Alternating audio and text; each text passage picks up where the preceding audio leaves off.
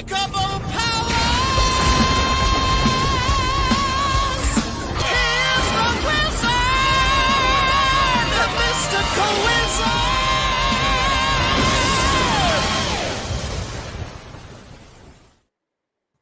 Greetings, travelers, Wiz Kids, and Wordplayers. It is Wednesday, which means it is Wow Wednesday once again.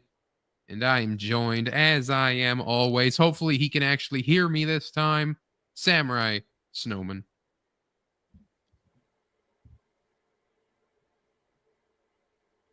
Maybe he can't hear me this time. Oh, no, wait, sorry. Hold up. Yeah, I didn't have my headphones plugged in. What now? Snowman is supposed to be doing his whole hello bit, but I don't think he can hear us. Wait, can you hear me now? Now he can hear you. What the fuck? You're just... Dude, I'm on a roll these past 2 weeks. I'm super sick, to be fair. I feel like I'm about to die, but... What's up, my boys? Happy Wild Wins. You about to cross over to the next world? Mm-hmm. Yeah. No, I was on the gaming stream on Friday. We started the show with only me and Snowman, and he told me that he couldn't hear me, so I thought no one could hear me. And so I'm like, what? But it was only him that couldn't hear me. No, this is how a good running gag starts, bro. We started something amazing. Yeah. Speaking of the start of something amazing, Jesker is here. Yeah. What's up, folks? How y'all, What's up, bro? Doing? What's good? Life. Is it though? Life. Nah. It's hit and miss. Most of the time. Yeah, it's hit and miss. Most of the miss. You know, I hurt my hands being in the like negative 20 degree temperatures. It was a mess. You gotta grow some thick skin, boy. Negative 20 degree temperature. I need fur. Yeah, I know. Don't come to Wisconsin, Jesker. It's cold up here. He's in a freezer. Anyway. Cheater. Snowman, how was your week? Well, I was on a roll with working out again. Finally starting to see my old form come back into shape, even after just a short amount of time, but for like a week and a half. But Monday, I get home from work and I just get wrecked out of nowhere with this like cold fever. I don't know, probably COVID, probably a new strain of COVID. And I'm sick. Maybe old strain of COVID. Yeah, maybe the old strain. Maybe both of them. You are delayed, so. What the fuck? But yeah, so just been sick all fucking week. Yeah. Snowman's been sick this week. Yume's been sick this week.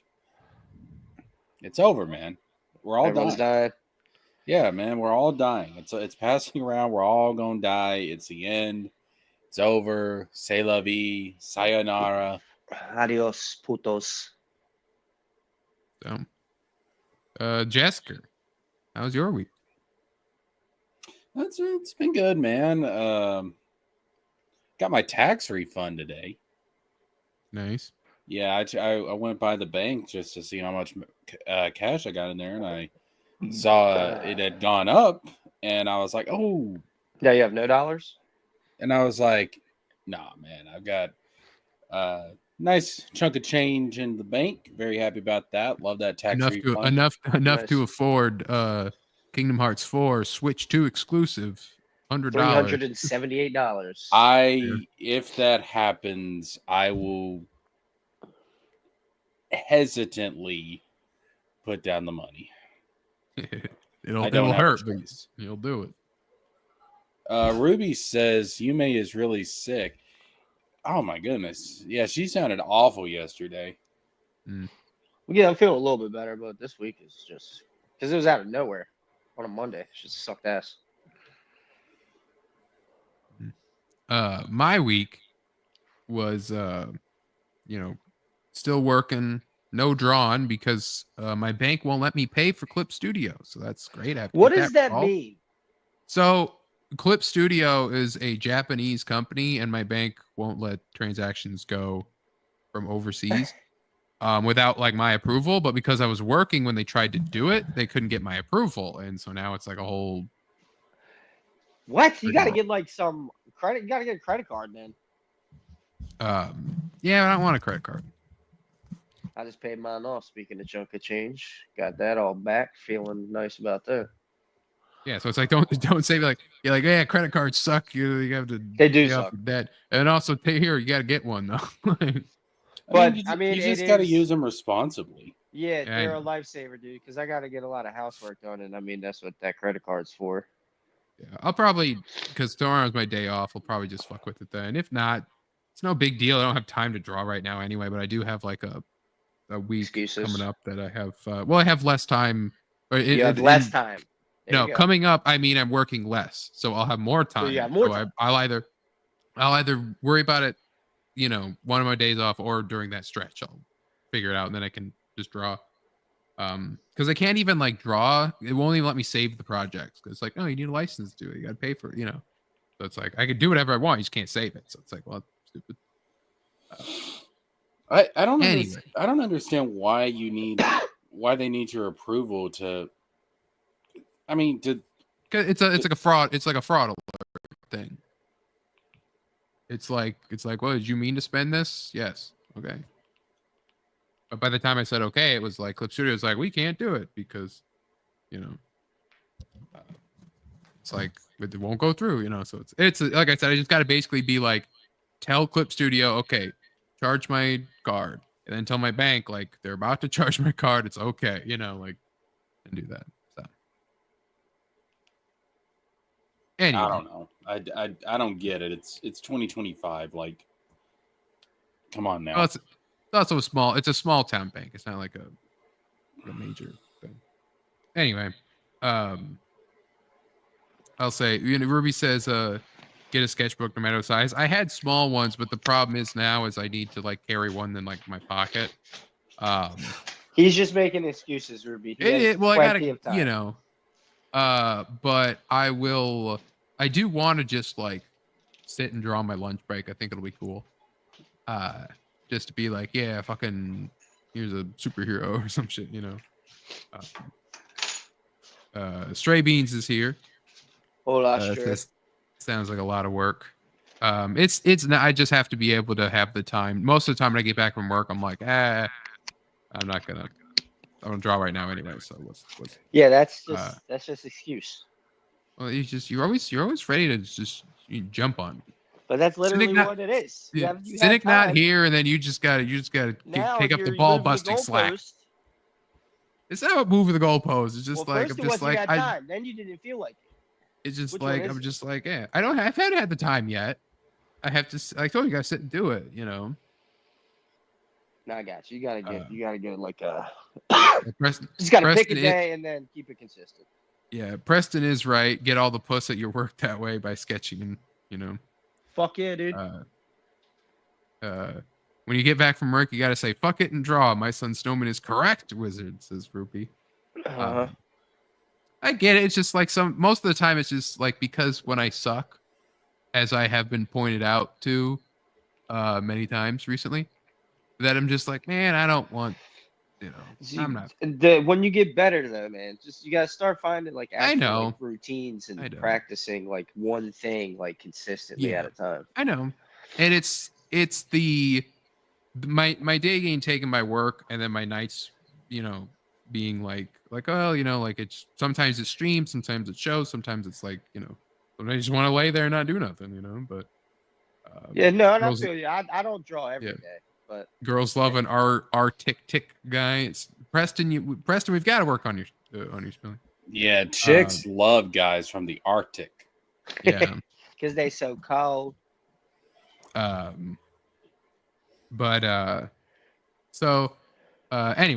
hello to the rest of the chat. Tory fan, of course, Summer Swan. Hail the chat. Grumpy, Roy Jean was right here.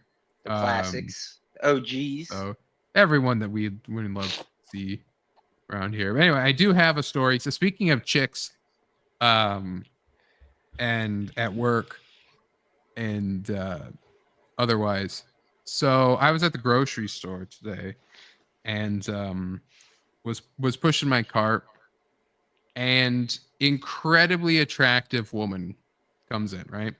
Literally like short, redhead, like all the best stuff, So I'm just literally just like, man, this woman is just, she's really cute, she's really hot, whatever, right? And so of course, being me, I ain't gonna talk to this chick ever, right? Like it's like, no way in hell, right? Nah, man, we gotta get you out of that mindset. And Wizard gotta Melt, go sleeping for it. psychopathy. And well, okay, so I need to get back in the game too. I see her in a few aisles, and I'm like, all right, she's over there. And then I'm going into an aisle, and I'm, when you turn into the aisle, right? I'm looking up like, okay, I gotta go, this is where I'm gotta go next. And all of a sudden, my cart slows down. Not stops, but it slows down. I'm like, did I like run over something that was on the floor, like a box, or you roll under, the wheel gets caught and it goes, slows down. And I look down, and I have hit the incredibly attractive woman with my cart. Yes. And so I'm just like, oh God, I'm so sorry. It was like the thing that I said. And she's like, no, she was like crouched down looking at like the bottom shelves, like kind of messing around with that. She was on the phone, so she couldn't really hear me anyway. So I'm just like, oh my God, I'm so sorry. And then she's like, it's all right. I'm like kind of in the way here. And then sleeping psychopathy going, oh, I'm just gonna be meet cute because I went the other way, really embarrassed. I never talked to her. I never tried to look for her again. So that was technically sleeping psychopathy, yes, but only after I had hit her with my shopping cart. Despite the circumstances, I'm going conversation did happen. I'm going. That's a good pickup line. I'm going to consider this progress. Yeah, man. How big were the tits?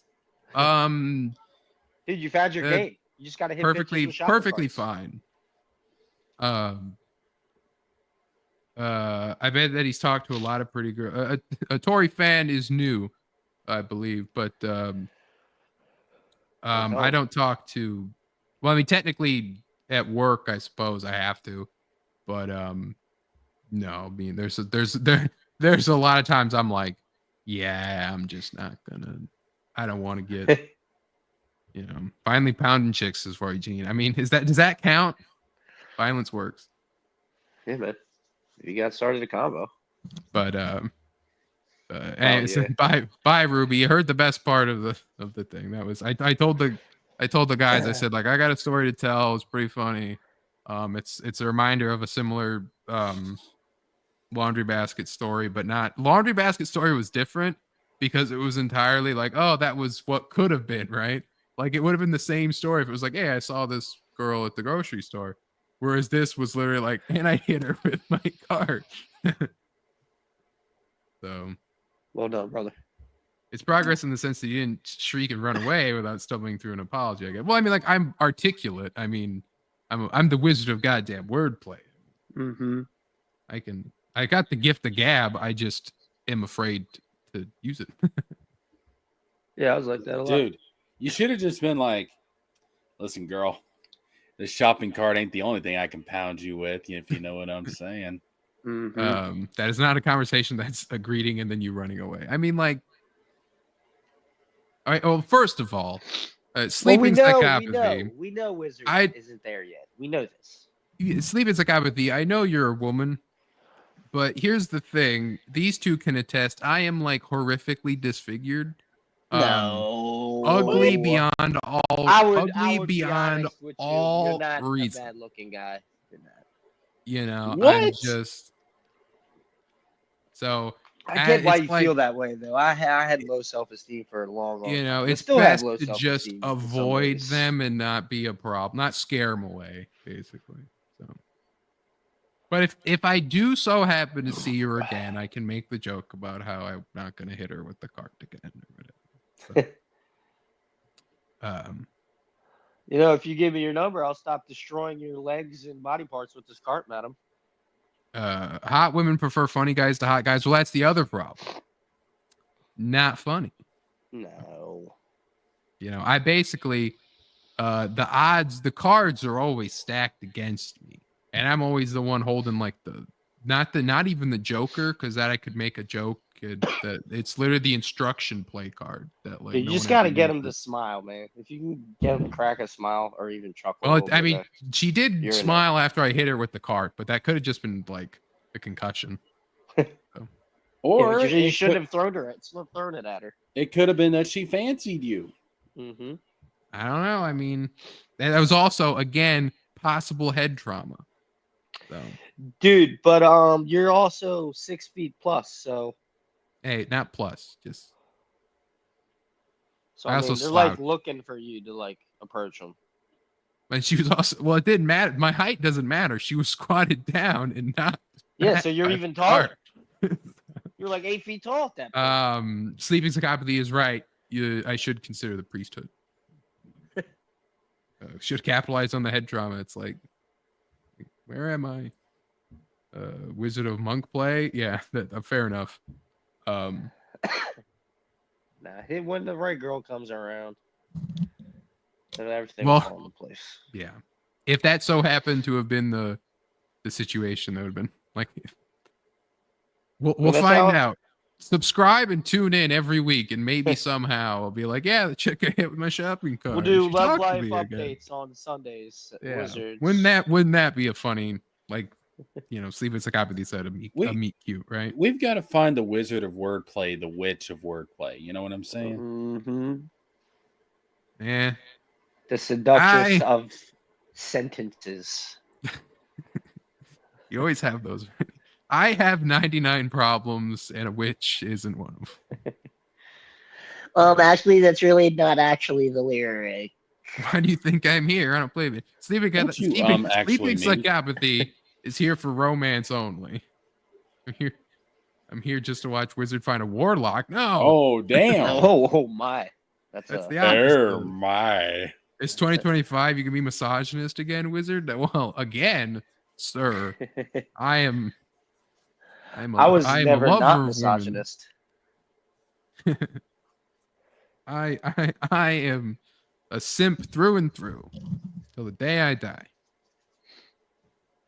No, don't say that, man. It really will make your life a little better with some more confidence under your step. I'm still not gonna be misogynist. I don't care how confident I am. Well, yeah, no, but misogynist is not. Yeah, it's more like no man. That's a Dory fan. It's not romance. There's no man. Not here. Anyway, speaking of women, I saw a lot of people quote tweeting this article, and I don't follow a whole lot of the grifters, but I bet they were jumping on this, and I bet a whole lot of people here were as well. Fan of Pulse reported that Vanessa Kirby confirms Fantastic Four First Steps explores gender politics with Susan. Heard that was a clickbait title. I saw this, and like many people there, they're like, oh no, Marvel's failing and all this. It's ruined. I'm out. I'm sure, like, drum roll, please, Grumpy. Get ready to say that you think it's terrible. Why women are the... I have tracked down the source of the article and what the article cites, and can confirm now that what was said is definitely not what this article implies. Correct. We will get to Johnny Storm though. Sleeping Psychopathy. That definitely is like straight from the horse's mouth. But this is the quote from Vanessa. She says, Matt and I were really aware there hasn't really been a mother with a baby in these superhero archetype women's have been getting. One of the things I love most from Sue's history is when she became Malice and all her dark stuff comes out. I was obsessed with that chapter of her life, so I wanted to make sure that there were tones of Malice in there with her, and that she wasn't just the stereotype of a goody, sweet mother. That's it. Bitch never read one comic, especially not no Malice comics. Jim is here. What's up, Jim? Wait. Let me see if I've got this correct. Are they saying that Sue has a baby? Yes. Yep. According to, well, it's heavily rumored and heavily implied, but it seems to be like Franklin Richards. Sue's gonna be pregnant in the movie. She's gonna give birth to Franklin Richards. Yeah, That'd be cool. One of the most, bro. First Steps is Franklin Richards' First Steps. Yeah, exactly. That was when there's people said that in the one of the trailers, the way that Vanessa's moving, it seems like they CGI'd her belly out because it's like almost like she's like moving with like this fake belly. And then the recent clip that they put out of the movie is Johnny going, "You're late," to Sue and Reed, and then Sue's like, "Late? What do you mean?" Like, and then he's like, "Well, you're late for dinner or whatever." Yes, late for dinner. So yeah, and so it's like, Anyway, so they kind of grabbed onto this whole like it's gender politics. It's not. Basically, what Sue's going to be is, if you know the Malice storyline, she's talking about how Sue became when she became Invisible Girl to being Invisible Woman, and the idea of just being like she was a nothing member of the Fantastic Four, and she was always kind of pushed down, and then she like came out of her own since then, and it was basically like what made Sue like a regular character instead of just like a damsel in distress kind of archetype, I suppose. And it just seems like that's just mainly like what they're gonna go for. It wasn't about like we're gonna do gender politics. Like it was nothing. It was entire clickbait. Yeah, that's nothing even remotely close. Maybe that she's pregnant in the the diversity checkbox, maybe, but pregnant's never been listed as like a diversity checkbox thing, like. I mean, that's what I'm saying. If anything, the Wookiees are against pregnancy. Right. Yeah, unless it's like she's gonna be pregnant and doing like, all this stuff. Yeah, it's hard to take Fandom Pulse seriously. JDA runs it, so. Oh wow, what a dumbass hack! Yeah, I wouldn't take it seriously either. I did not know that. Yeah, I've seen so much stuff where JDA will just make shit up or just like completely like miss something. Like he said like that Harry Osborn in Spider-Man Friendly Neighborhood was a girl, and I literally I quote tweeted him. I'm like, what? Like, very clearly a guy. I get that it's like, oh, and then it's like he's non-binary. It's like, no, he's not. Like he's just got like long hair, kind of, right? Yeah, pregnancy is still a thing only real women can do. He has his narrative that he wants to tell. Well, that's going to change in the future with like artificial wombs and shit. Yeah.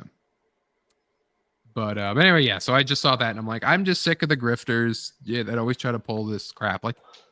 You're like, I'm not even like super hyped for Fantastic Four, but it's sizzling. It's on a bit of a, it's on the board. I'm like curious. Yeah. I'm peeking in. You got my attention. I'm looking in the door. Like there's still some things that I really don't like. But yeah, there's some things. Tourist Jesker, the Tory fan says. For what? I don't even know. How do you know that, Jesker? First Steps is written in baby blocks font. Is it? What? The last time I played with baby blocks when I was a baby. Sue was never a nothing member of the F4. Grumpy in those like the very, very first comics she kind of was, but the very first Fantastic Four comics were not good.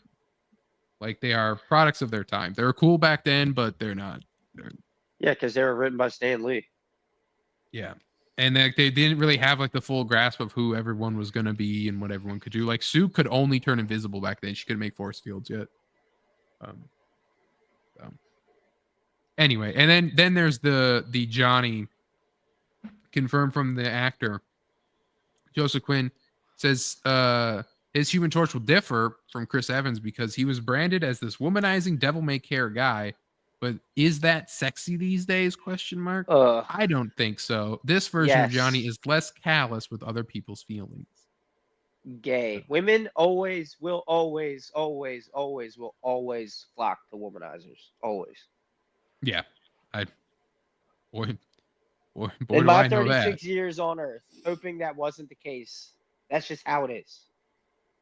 Yeah, Wizard knows that from experience for sure. But yeah, like it's especially like Marvel Rivals right now has a Johnny Storm they added that is a womanizer to where he has like a flirty Not line of all dialogue women. with Sorry, like I will say not all women. All right, sorry. not all women. Yeah, but anyway, so like Johnny has like a line where he like flirts with multiple of the women in the game. So it's like they knew, it's like they understood the assignment, right? So it's like, no, it's fine if Johnny's a womanizer. He just can't have women actually like fawn over him, but also not be like a quagmire, like creepy, like rapist guy. But he can be like flirty with them and be like, yeah, how about me and you have some fun and or like go on a date. And then she's like, get out of here, hot shot. And he's like, Yeah, that's all right. You're taking away the teeth and like personality of these characters. Where everyone's just a cookie cutter robot by doing shit like that. Yeah. And being like, well, we don't want to like offend people or like it's stupid. Like it's like, no, like Johnny can be a womanizing like asshole. Like it's all right. Like it's the same thing as I don't need no man. I'm a strong, independent woman. It's the same thing. I would almost describe Johnny Storm as a fuckboy with a heart of gold. I don't know what that reminds me of. I just thought of it right now. I'm going to trademark that. That's probably like the archetype. Yeah, it's archetype. Yeah, it's a good way to describe it. But no, like this is, I honestly like, I hope this is something that maybe it's for this because the director wants it. Then down the line in some crossover, the Russos will, because like Star-Lord was like a womanizing guy and that wasn't a problem.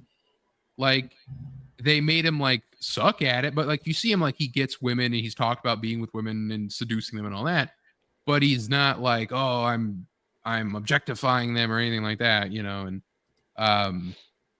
he and then like in the later ones it's just more like, hey, he just fails at womanizing or he gets Gamora and so he's just fine with that one, and whatever. Yeah, he should at the very least be like flirty. Grumpy disagrees about the first F4 book. I mean, like they're not bad. It's just that they're not like, they're very much of the time. Like, I mean, you can like them, Grumpy. They're 60s Marvel comics, and 60s Marvel comics are a bit of a big grading at times. And that's just mainly due to Stan Lee's writing. Jack Kirby's art's still great, and everything. But and then if you want, you can listen to the actual architect. Yeah, you can listen to the Fantastic Four radio show, and they'll actually read some of the books out for you. And Bill Murray plays the Human Torch. Bill Murray's the Human Torch, really? Bill Murray is the Human Torch in the Fantastic Four radio shows, and that was his very first acting role. Really? Holy shit, that's such a cool or like one of his first, but like first like major role. Yeah. I'm not really a Bill Murray fan, but that's pretty fucking cool. Pull that up. Personality wise, he's exactly like not exactly. He also sounds completely bored, but that's Bill Murray. Bill Murray acting, just everything is phoned in. He was okay in Ghostbusters. So what? Instead of going on there and he's like, "Flame on," instead it's like, "Flame on." Yeah, here's like they're all up on YouTube. You can listen to the whole thing. True believers. Marvel Comics is on the air. Out of the pages of the world's greatest comic magazine come the adventures of the Fantastic Four. This week, the first tale in this new radio series is from the original book of Marvel called The Fantastic Four Meet the Mole Man, the beginnings of which we shall witness in just half a moment. Such an iconic cover. New York City, through the din of midday traffic, is heard a strange explosion.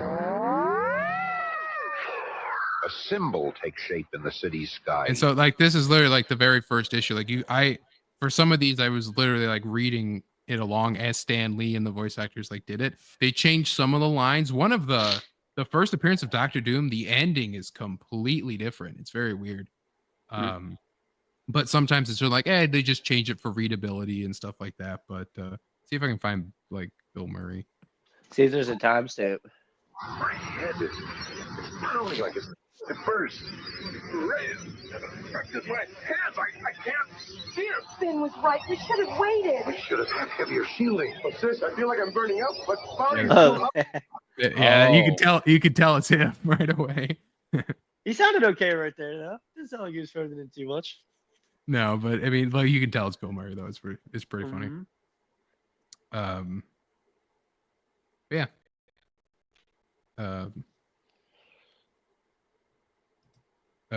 Swan, you messed up your little thingy there. I'll do it. Don't worry. How old was that radio show? It's from 75. Damn. So it's like kind of old for radio shows, though. I think that's why I didn't do that so good. Oh And yeah, they that's switched- way. And they did they switched to cartoons and stuff. Mhm. The radio shows were good.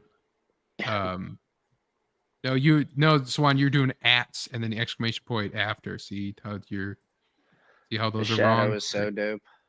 You're adding yourself. The capitals work. I've done it before with the capital. Grumpy, how did you like the shadow, the Alec Baldwin shadow?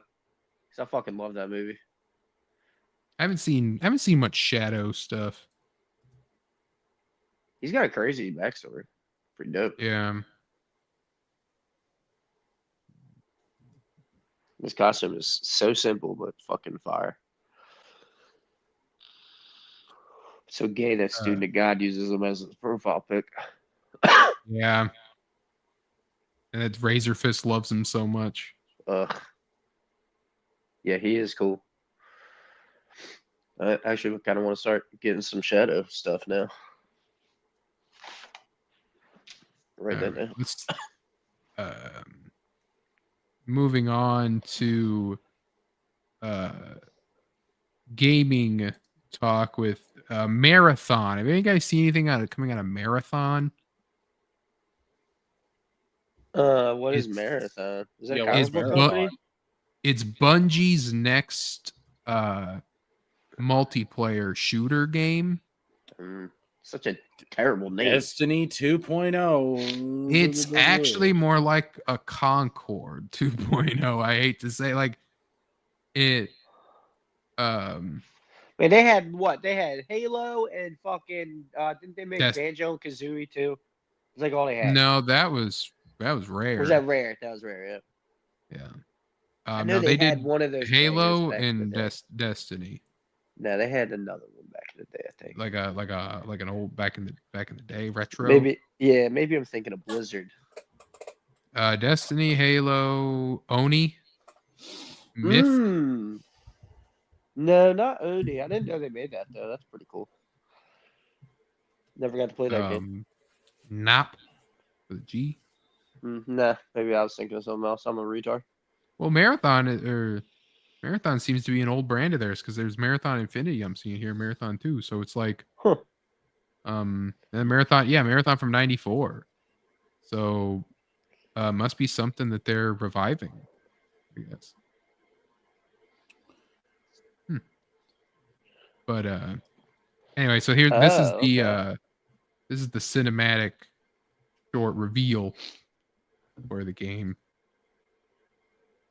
I heard that they got some famous someone to do something out of it. Like it was Love, Death, and Robots or something like that. I'm not familiar with that at all.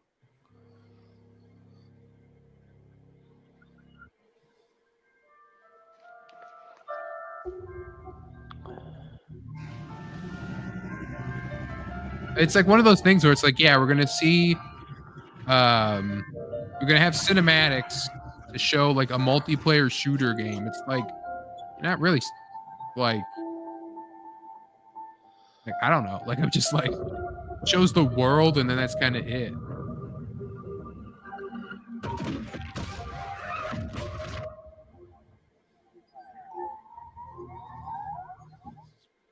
Music and sound effects, but like it's like all right, like this is game. This is game, right? Exactly. It's just like I know game, and this don't look like game. Like where gameplay at? Just speed this up, but Yeah, for real. I'm tired of cinematic trailers for fucking games. especially this is 8 minutes long. Yeah. Like normally, like it would end right here. They'd be like logo, you know. If this is what it looks like is actual gameplay, though, that's kind of cool. Is there any No, gameplay it's not. in This this? is there's no gameplay. This is the reveal What cinematic. the Like they hired the Love, Death, and Robots person to like make this trailer. What is the point of having a trailer for a game if there's no gameplay? Yeah, like I mean, there is. I will say there is a gameplay reveal trailer that's out that I have here, but it's 1 minute and 50 seconds. Like That's ridiculous, bro. I mean, I understand. it should be the other. It should be the other way around. I understand, like maybe starting it off with cutscenes, but it should transition into gameplay. Like I said, like we should the real cinematic should be the thing that's 1 minute and 50, and then the gameplay trailer should be 8 minutes long. Like I always liked how Kingdom Hearts and Final Fantasy did their trailers, where it usually start off with cutscenes, but then like I don't know if it was like a 5-minute trailer, like a minute in, like it would have like a couple of minutes of gameplay, and then like another minute of story, and then you know, like more gameplay, and it would like switch back and forth. yeah, except for the final trailer, never the release trailer, or whatever. Never watched that trailer for a Square Enix game. What for Kingdom Hearts?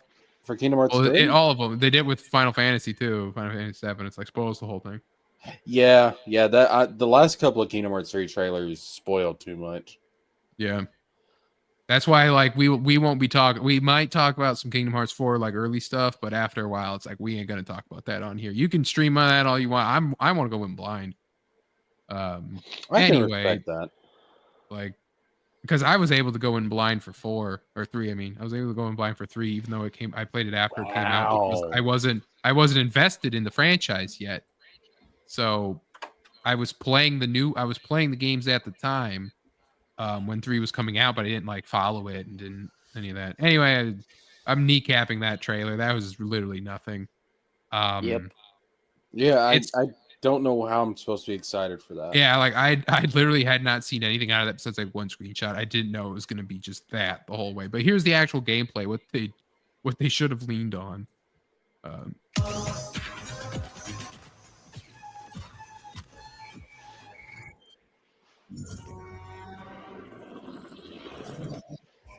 Oh damn.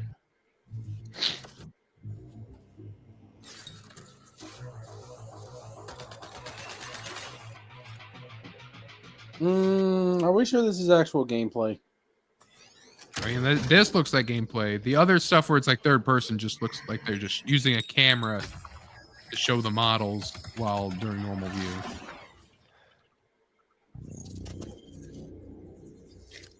I respect that they try to do multiple shooters. Okay, that right there looked like gameplay. Yeah, I mean, this is the gameplay trailers. I mean, they're going to be gameplay. Yeah, but you know what they do sometimes? They'll say, oh, it's gameplay. It's actually cinematics meant to look like gameplay. Yeah.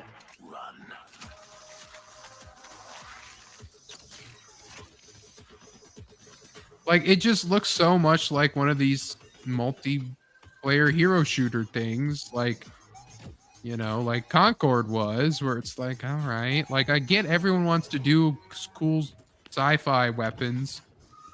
And the square shotgun was already done by Starfield, by the way. That shotgun still looks dope as shit, though. Yeah, it does. I like the simplicity of it, but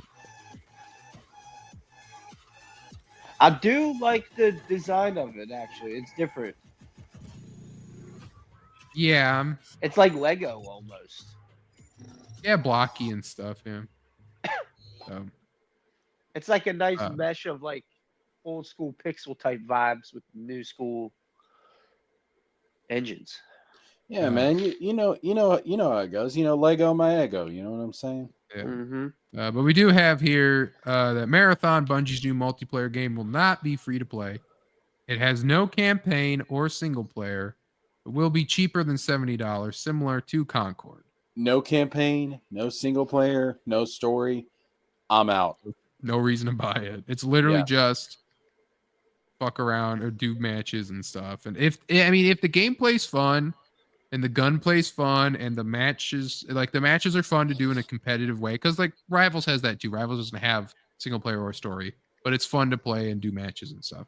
Maybe that'll have that, but like I don't know. Destiny took a long time to get going, but Destiny was also like a different type of beast, really. Towards the end or at the beginning, and then it became like raids and everything like that. And then there's the talk about the price as being cheaper than $70. And then we see now that's like people want to move away from even the 70 and go up even higher. And then I saw this article here that former PlayStation CEO says companies should have baked in a $5 price hike in every generation to acclimate gamers. To acclimate gamers? These greedy bastards. Former PlayStation CEO Sean Layden argues game prices have decreased when adjusted for inflation. Layden suggests gradual $5 price increase per generation would have been more palatable. Here's an idea. Similar price points, 20, 30 years. Here's an idea. How about they get their development cost under control? Yeah. Because these games are costing way too much to develop. And they ain't even releasing full games. Yeah, I'm still development a lot. Yeah, I'm tired of this. Sorry, go ahead. Y'all no, I'm not tired. Not tired of you. I'm tired of the industry. No, you're right though. You're right. These people need to get their shit under control. Seriously, like some of these games are costing more to make than movies. Mm-hmm. It's like, bro, damn, really? Not everything. Yeah, some of them are. Not everything needs to be a AAA game. Sometimes a AA game is fine. Look, if they want to do Final Fantasy 17 and they want to go in the same vein as Final Fantasy 9, where it's a little more cartoonish, a little bit more old school, that's fine. If it keeps development costs down, awesome, great, fantastic. But they're going to have to figure out something because the industry is unsustainable right now. Yeah. And yeah, it's just the whole someone said about there was no more AA games are dead, and we talked about that on the show before. Yeah. And how companies now have to do remasters and remakes to or just remasters and ports to get money to do bigger games because they're not even it's just able to afford it anymore, and it's too much, man. It's too much for the customers. It's too much for these developers. Something's going to have to give. We're going to have to start kind of dialing things back a bit. You know what I mean? Mm-hmm. And there's no reason not to, because let's keep it 100. Look at the last couple of generations. Was PlayStation 4 games really that much of a leap from PlayStation 3 compared to PlayStation 2 to PlayStation 3? No. And PlayStation 4 to PlayStation 5 games was even less of a leap. Yeah, definitely. Yeah. They just stayed the same almost. So I think we're at a point now to where look at them graphics, look at all them pixels, look at all those frames per second. I don't think people really care as much anymore. No. So the developers need to stop trying to impress us with it because we don't care. Get your cost under control. Just give us good gameplay and good story and good characters. That's all we're asking. Grumpy says new Marathon isn't anything like the original, which does have a single player mode as it's from before the internet was prevalent in gaming. It's bland.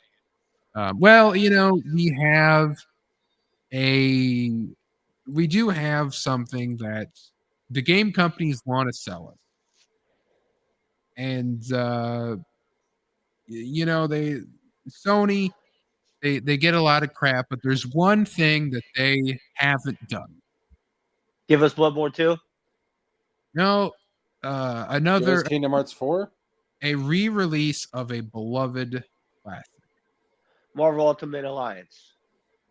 They have just announced recently The Last of Us Complete Edition. Oh my fucking god! Excuse me while I try to drown myself with the water in my water bottle. Dude, now they're Like- gonna have to do 19 versions of this one.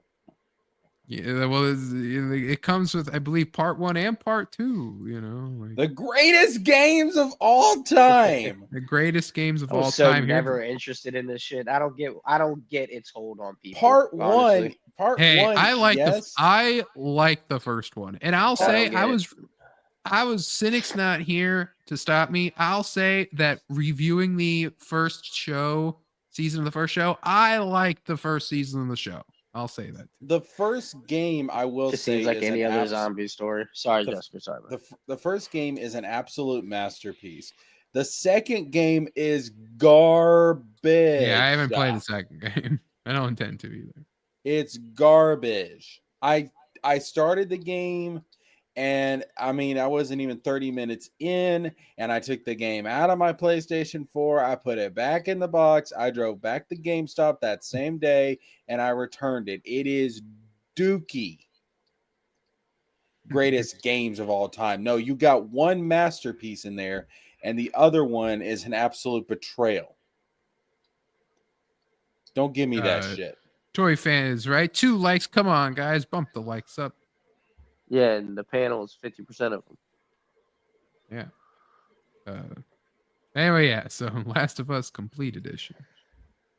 And Is it just the story is really good? Because I mean, there's 8 billion zombie stories. Billions. The story in the first one is one of the best stories I've seen in a video game. Well, maybe do they got like any comics or books about it? I think there are comics, but I don't think they like tell the story. Oh yeah, I got you. They're The like first- supplemental. It's like just a branch off of the. Yeah. I honestly think the first game is probably the best because it came out originally on PS3. I think it's probably the best PlayStation 3 game. Yeah. I didn't even have a I don't- PS3. It's definitely like one of the PlayStation's like best of its PlayStation 3 like that their push for like the whole like story driven. I mean, like technically it started. What with, is the story in a nutshell? Joel, who is a bitter, broken down older guy, has to transport Ellie Trash. from one side of the country to the other. And Okay, I'll explain it better. So it's about Joel, who's Trash. this adult guy, and it's about. Did you perhaps like The Mandalorian at all? No, I've never seen that either. Let me ask you. Let me ask you on this, Snowman. Do you like stories about fathers and daughters? It depends on what the story is. Because that's basically what Joel. Ellie is not Joel's daughter, but they have that type of relationship. So it's like a character drama.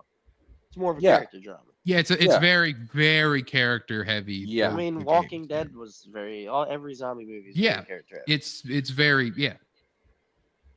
It's. I mean, even Dawn of the Dead was character heavy. The problem is, Snowman. You're missing. It was like what Last of Us did wasn't like groundbreaking for zombie stories. It was groundbreaking for video game stories. That was that was the thing. So like with the show, so it's a great story for a video game. Great story for a video game, and then when they adapted it into the show, they expanded on that story, and it worked. Like it's really good. But like as a video game, it's like wow, like this is a good story in a video game, and it basically pioneered what modern game stories became like nowadays. So like, people will argue forget the zombie stuff. The zombie stuff is just a backdrop. All right, the real dynamic is Joel and Ellie, and that's just a dynamic between one set of characters. Hold up, let me finish. That's calm down. Whole game. Well, that's how Jesker sold it to you.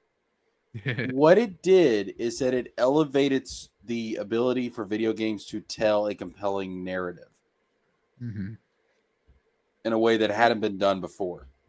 What do you like? How like Kojima wasn't around? Like Halo itself Well, hasn't been Kojima, around. Resident Evil hasn't been around.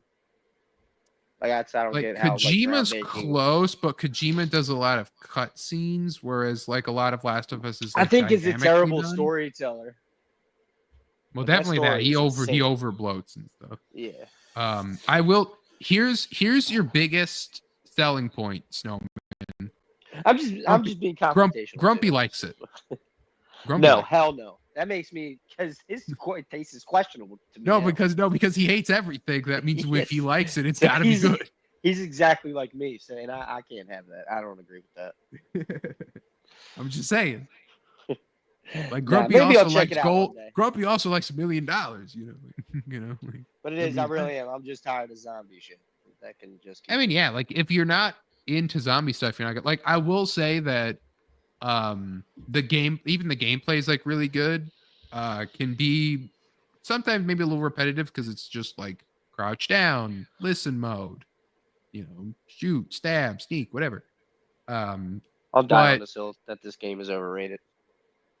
I mean, well, you're not the only one. A lot of people hate The Last of Us on principle. Those people are just contrary. Those people are just contrarians for the sake of being contrarians. I don't take their opinion seriously. Yeah, I mean, like cynic like The Last of Us. He said that before. I like Last of Us. I played it. When it. Yeah, and I haven't played it. I don't know really anything about it, so I really don't have any say on it. Yeah. Based on what y'all tell me, I'm right. The gameplay, because like they're not zombies too. That's the other. They're infected with fungus. So yeah, you know that fungus that like Resident Evil 5. You know that fungus? No. It's called a cordyceps. You know the fungus that like infects like the ants. I'm a fun guy. And then it controls their brain. I can subscribe. It controls their brain to infect like other ants in the colony. Oh, that's cool. Yeah, that's what the zombies essentially are. It's there's a movie to humans. There's a movie called, I think it's called Super Deep, where it's like that. There's like this alien termite mound underground that like shoots out these pheromones to like mind control people to bring back to the mound and kill them. It's crazy. Yeah, check that movie out. I think it's called Super Deep. So, yeah, maybe I'll check it out one day, but I'm just not a zombie guy. So, yeah, at this point, the game is like free on the PlayStation and will be basically forever. Like they'll, they're giving it away basically at this point. But I will say, this has been in my folder for a while to have, but I'm surprised. Not many things surprise me reading quotes from people. This one I was surprised to read, right? This is going to be a spoiler for Snowman, but it's no big deal. Whatever. Jesker, the choice that's not ours to make, but the choice Joel makes at the end, right? That carries into the second game, and Joel is almost like, hated. What, he's got to kill somebody? We're not going to spoil it for you. Well, but chances are I'm not even going to see it. Even if you tell him, he'll forget too. That also. But that's all right. Yeah, you never know. So I might just check it. So, what I was surprised to see was that Neil Druckmann, the man who ruined Joel in Last of Us 2, said Joel was right to do what he did. I believe Joel was right, says Neil Druckmann. If I was in Joel's position, I hope I'd be able to do what he did. Then why, Neil Druckmann, did you do what you did for Last of Us 2? Here's the thing, man. If I was in Joel's position, I honestly can't sit here and say that I wouldn't have made the same choice. Yeah. But does that make it the right choice? That's a different question. So I will say that's like everyone who plays the game and watches the show universally sides with Joel. Right. Like, even in the show, because the show's missing one thing that the game has that is missable. Do you know what that is? The whole game? Not off the top of my head. In that final mission, you can find an audio log from the doctor that says that doing all of that might not even work.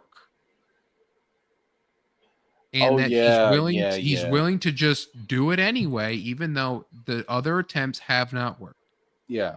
So people that find that, and I believe Druckmann has come out and said afterwards that it would have worked 100% anyway.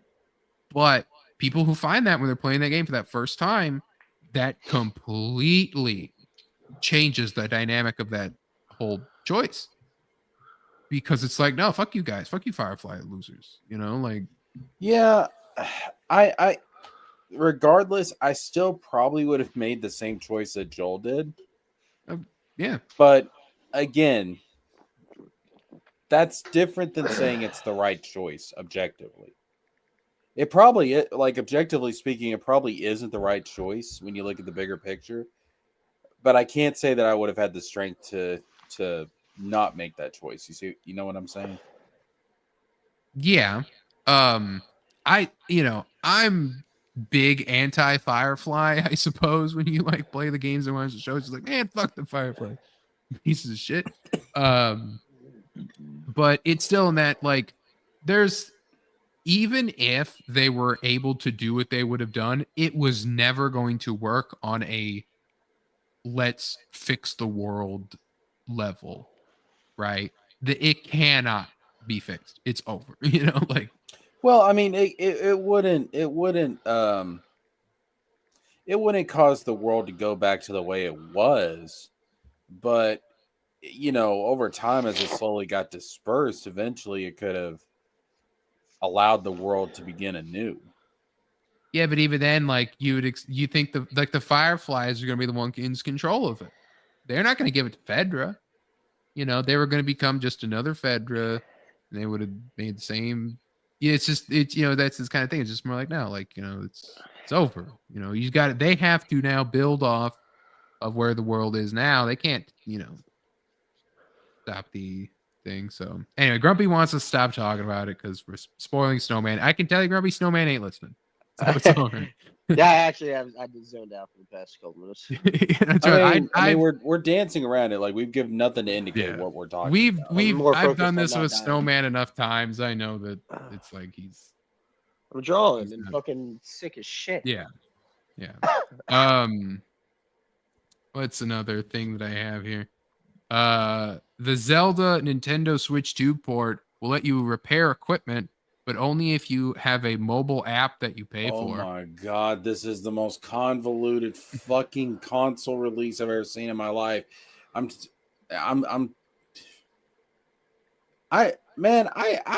starting to really get fucking angry at Nintendo. Nintendo's like getting like, they're like doing like way too much greed for such a like company that's like wholesome and happy and everything. Yeah, man, I'm just like, I'm actually like, it's starting to get to the point where I'm just like, hey, you know what? Fuck Nintendo. As part of its big Switch 2 reveal earlier this month, Nintendo announced that Tears of the Kingdom and Breath of the Wild will be getting Switch 2 editions, as well as a new app, Zelda Notes, which will be part of the Nintendo app. This app will allow players to navigate and leave notes on an interactive game map, sharing creations in Tears of the Kingdom, unlock achievements, and more. The Zelda Notes app will also allow Switch 2 players to roll a random daily bonus, which can be stored and used in-game. This includes generic items like meals and health boosts, but as spotted by Zeltic, one of the rewards is equipment repairs. Item decay is one of the most divisive features in the two Switch Zelda games. I will say I hate weapon degradation in games. That is not like easily like fixed. Souls, I'm okay with it because you can play the whole game and not really notice it. You probably just got to remove a few lines of code. Not a few, but the fact that the one part that I like about with like Breath of the Wild, I can kind of get, it's like, oh, like picking up enemy weapons and kind of using that gotta be kind of cool. But then like you get like the Master Sword, granted, it like repairs itself over time or something. But the fact that it breaks it all is stupid. Grumpy, what are you talking about? We're not even talking about Last of Us anymore. Yeah, he's Grumpy's on a 19-hour time delay. Yeah, he gets Grumpy's a bit delayed. Don't worry about it. So, well, catch up. He lives under a Cuban Missile Silo. Wait, both of those are wrong choices. Like just reading what he was saying about the choice. Anyway, Tears of the Kingdom did introduce an obscure trick by which player could trick an enemy into repairing some items, but this method is limited and can't be used on all weapons. The repair bonus is rewarded randomly. It can only be rolled once every 24 hours. Switch to additional upgrades for Breath of the Wild to the Kingdom are included, blah, blah, blah. So via a mobile apps thing. I think the weapon degradation is kind of just an artificial way to make the game more difficult. Yeah. And especially with like Zelda or Breath of the Wild's thing of like scavenging and scraping and scrounging and all that, like it's kind of its whole shtick to an extent. And to that part I do like, because I do like collecting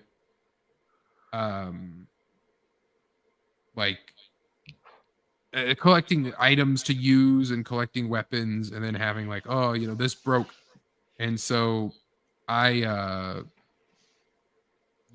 gonna build up this, stuff like that. Like there's that one island in Breath of the Wild that like takes all your equipment away and you gotta start from scratch. Like my favorite part in video games is when your stuff's taken from you. You gotta kind of scrounge and get like a random hodgepodge of stuff again. Like, Assassin's Creed games will do it every so often. It's like always my favorite part. But yeah, weapon degradation kills it for me. I hate it. I hate it in Fallout. I hate it in I barely like it in Souls games as long as it's not noticeable. But like I hate it. Kills it. Yeah, thank God Elden Ring took that away. Yeah. And Bloodborne didn't have it either, if I'm not mistaken. Bloodborne has it, but it is not noticeable. But you do have to repair weapons. Oh yeah, that's right. And that's almost totally pointless. Yeah, Dark Souls 3 repairs them at the bonfire. So at that point, it was basically gone. Mm-hmm. Dark Souls 2, I didn't really mind it as much for some reason. I guess that was just part of the charm of the game. Well, yeah, and Dark Souls 2 had aren't there enemies that break it faster or something like that? Yeah, there's like toxic poison that'll degrade your armor. Yeah. And then there's like the bug that fixes it or something. Yeah, there's a bug that shoots that shit out that fucks your armor all up. Yeah, but there's another one that fixes it, I'm pretty sure. Yeah, probably. Cynic's yelling at us right now. It's all right. Grumpy says weapon degradation depends on how it's used in games, it being good or not. I don't know if I don't know if I know of a game that's like, ooh, yeah, like I love. There's some games where the weapon will just break completely. That is very stupid. Yeah. Well, like survival game, like Minecraft and like survival games, I can get behind that. Yeah, that's all right. If it's something that's like, if it's heavily action based, it's just a waste of my fucking time. Yeah, it's a waste of time, exactly. Like it's something, especially something that's like RPG, like, oh, I'm building out this best loadout, and I also got to deal with this weapon breaking. No, I'll agree with Grumpy. If you're good at what you do, you can make a system in an appealing way, but generally it's just annoying and a waste of time. Yeah, like Fallout having like, oh, well, here's your best weapon for this build. And then now you have to constantly keep up repairs.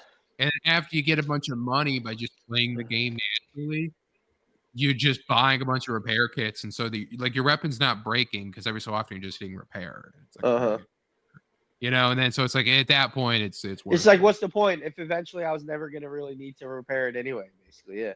Yeah. Like the only time it's like it stops you from when they put loot. It's like, oh, here's a really powerful weapon, but it's broken. So it's like you got to get a repair kit, and then you can use it, But that's cool. That's cool. I would prefer that as more like story set, kind of like Resident Evil 7, how you find like the broken shotgun and you can use the repair kit on like the old, and then you get it and then just permanent. Like that's all right. When it's like just like, hey, remember, constantly maintain your weapon. It's like, no, I don't do that. There's so many more other interesting things that I want to be paying my attention to, not this dumbass broken weapon system. But in the same vein, sometimes you can't be too easy on your players because, as announced, Death Stranding 2 will allow players to skip boss fights. Oh, wow. There will be an extra option on the game over screen below the continue option. Speak of the devil. I think he's a terrible storyteller, but he has some crazy ideas, and the Metal Gear Solid story is crazy and awesome. A huge inspiration on me. Yeah. Well, especially now it's at the point where he just doesn't want to make games. It's like, Kojima, right. It's like, dude, you don't want to make video games. It's all right. Just move on. Just go into TV, bro. You just make a movie. Just get this guy in Death Stranding. Get fucking Norman Reedus. Make a movie. Exactly. Do you think that if Kojima makes a movie, it'll probably be shit? Yeah, he'd get bombed and he'd get lambasted for being awful. It'll probably be like 3 hours long of just everyone telling you what the story is. Yeah, and then everyone will be, Jeff Keighley will be like, it's art, and then they'll be like, what the fuck? You think maybe it's time for Kojima to step aside? I mean, if you're still out there doing it and people are still buying your shit, people still like Death Stranding, and then I will say that horror game that he's working on with Jordan Peele looks like that trailer looks terrifying. But I can't stand Jordan Peele either anymore. It sucks. He was awesome on him and Key.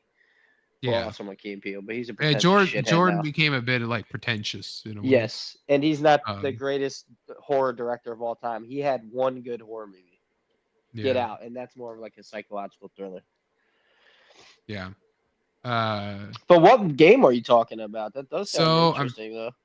They haven't shown anything about it besides like a cinematic reveal, which you all hate. But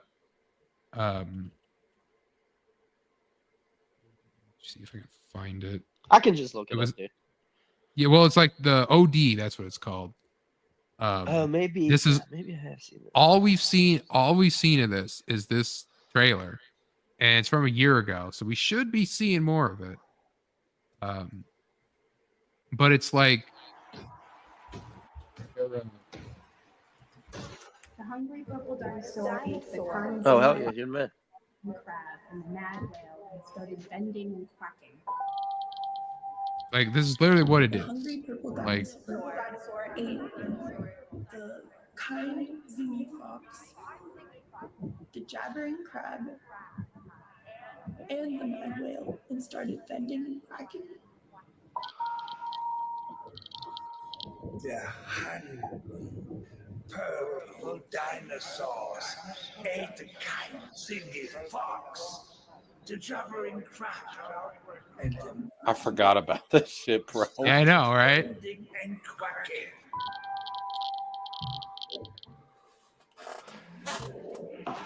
I mean, I think that Kojima's a legend. As much hate as I give him, and he's an experiment. He is an artist, and he's an experimental artist. So the industry needs people like him. In my opinion, you know what's the nutty thing, right? Is this part of the trailer, right? Is like if you can listen and you look in like her eyes, right?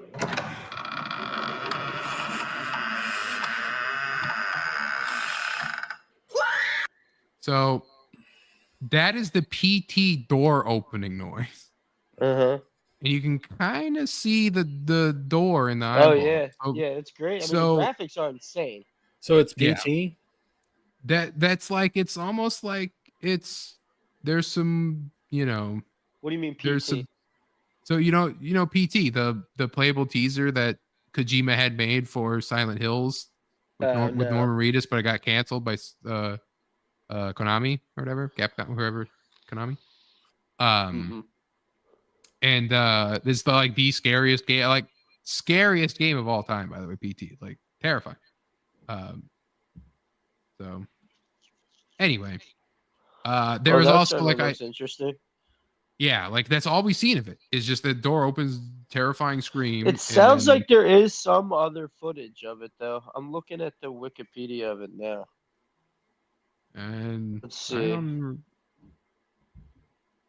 So in development, it says in November 2022, 2.5 minutes of gameplay were leaked on a live stream, showing a fearful nurse at a hospital walking around with a flashlight. We have to research that. Yeah. Anyway, yeah, and so, yeah, so there was the same steps and the same door opening, but it was slower. But so it might be, it's either like they do the overall like what he wanted to do with PT, but they couldn't do it, or like it's like, you know, like we're doing this, you know, I don't know. But people also said something about the. Oh, is this the footage? This is PT just for ambient footage, B-roll. But no, I'm tired of these types of horror games, honestly. Just first person on rails, basically.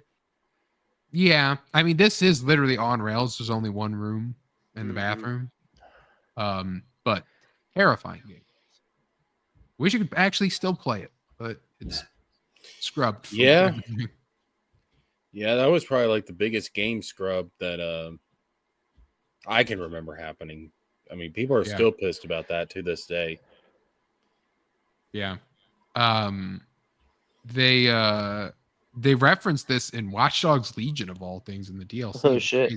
Kojima Silent Hill would be insane. Well, yeah, that's what basically this was meant to be, and that's why the overdose is kind of like the overdose is going to be like basically this what he couldn't do. I hope he's going to do it. But I do remember. So someone had a thing. I think it was a meme or something, but it was still like that. The subtleties of the making OD that on trailer rails is so enclosed. That's all any like first person horror game is anymore. Yeah, there's so many. The faces during that OD thing, their mouths are like actually like spelling out different things during certain points or something, like crazy shit like that. Wow. Well, of course he had to repurpose. Yeah, you can't just throw it out, repurpose. Well, that was the thing. It's like it took him like years. Like PT came out in like 2014 or something. Like it was like exactly grumpy. A long time ago. And so it's like I'm sure he fought. Be like, are we gonna do it? Like Konami left Silent Hill behind for a long time, and then they're just now kind of like, yeah, we're gonna do a new one. We're gonna do the remake of 2, and you know they're dropping some bombs after 2. Franchise kind of fell off after that. Yeah. I wish that they would just be like, yeah, you know what? Fucking here's PT again. You know. There's a lot of breakdown of like Lisa and how she like follows you from behind during the whole game and stuff like that. They found that out by hacking the camera. So good time. Good old PT. Terrifying game. But another franchise still going strong. But seemingly with a new remaster. We talked about this before, but this leaked the other day by the developer's website. Just had all the stuff available, and that's the Oblivion Elder Scrolls 4 Oblivion remaster. Oh my god. It's supposedly releasing before the end of the month, even like some sites listed as the 21st. It has blocking inspired by Souls-like games. Sneak icons are now highlighted. Stamina system has been modified. The HUD is changed. Hit reactions have been added, and archery has been overhauled. These words mean nothing to me, as I have not played Oblivion. I love Oblivion, but it is an archaic monster. I don't want to say a mess, but it is going from a From Software game to this. It would be nightmarish, control-wise. So here's the comparison from 2006 to 2025. So. Yeah, I might actually have to check this out. Oblivion was more interesting than Skyrim to me. Yeah, I want to good new Skyrim again kind of thing, but with fresh, like not played one before, like not played before. And I also don't want to kind of mess with the old stuff. Like it can be cool, but there's something about like good graphics with a good big world, like, you know, that kind of suck you in a little bit better than you're like, yeah, you know. Yeah, it would be nice. Yeah, because Elden Ring, I fucking got like millions of hours on that. It would be nice to have another action RPG open world. Yeah. But yeah. So Oblivion Remastered might come out before you even know it. There's also Collector's Edition and Deluxe Edition that also kind of got shown off.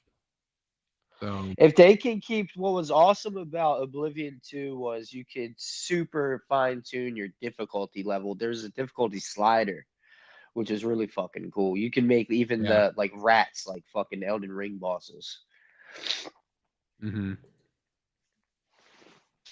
So we'll see there. What else do we got? Let's move on to some movie news.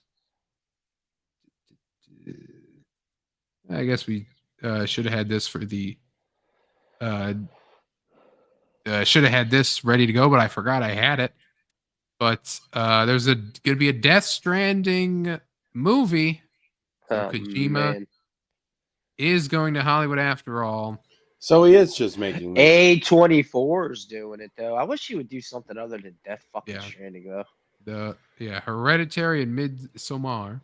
Ari Aster, holy shit! When did this happen? Ari Aster and Lars Knudsen will produce the film adaptation of Death Stranding under the Square Peg banner alongside A24 and Kojima Productions. They're just Michael Sarnowski will write and direct. I don't know who Sarnowski is. I'm grabbing it. I love Hereditary is one of my favorite horror movies ever. Midsommar is I was a little disappointed in Midsommar. Yeah, it's not really a horror movie though. Oh, it's a horror movie, bro. You want to watch an old person jump to their death off of a mountain and shatter their whole head open? That's not horrifying. He did A Quiet Place Day 1 recently, so that kind of had some stuff. But otherwise, like he seems to be pretty new to the thing. Anyway, yeah, so that look forward to Kojima finally getting but Death Stranding's like the hardest one to do a movie for because he's seriously, it's weird and obscure. Yeah, I would like to see him do a horror movie. Yeah, we do have a horror movie video game adaptation coming out with Until Dawn. We got to check back in with Until Dawn as the director David F. Sandberg on his Pony Smasher YouTube account shared a behind-the-scenes look on how they're doing practical effects for things on Until Dawn. They're not going to do CGI for a whole lot of it. All right. Wanted to, because he's talked about using it for his other stuff. So, going to do old school horror effects, and I wanted to talk a little bit about the practical approach we had in Until Dawn. Now, the movie isn't out yet, so I can't show you too much of the finished shots. When does this movie release? It's, I think, May. It's another fucking zombie movie, though. Yeah. But, well, no, it's actually the different. It's not a zombie movie. Fucking zombies. It's not zombies.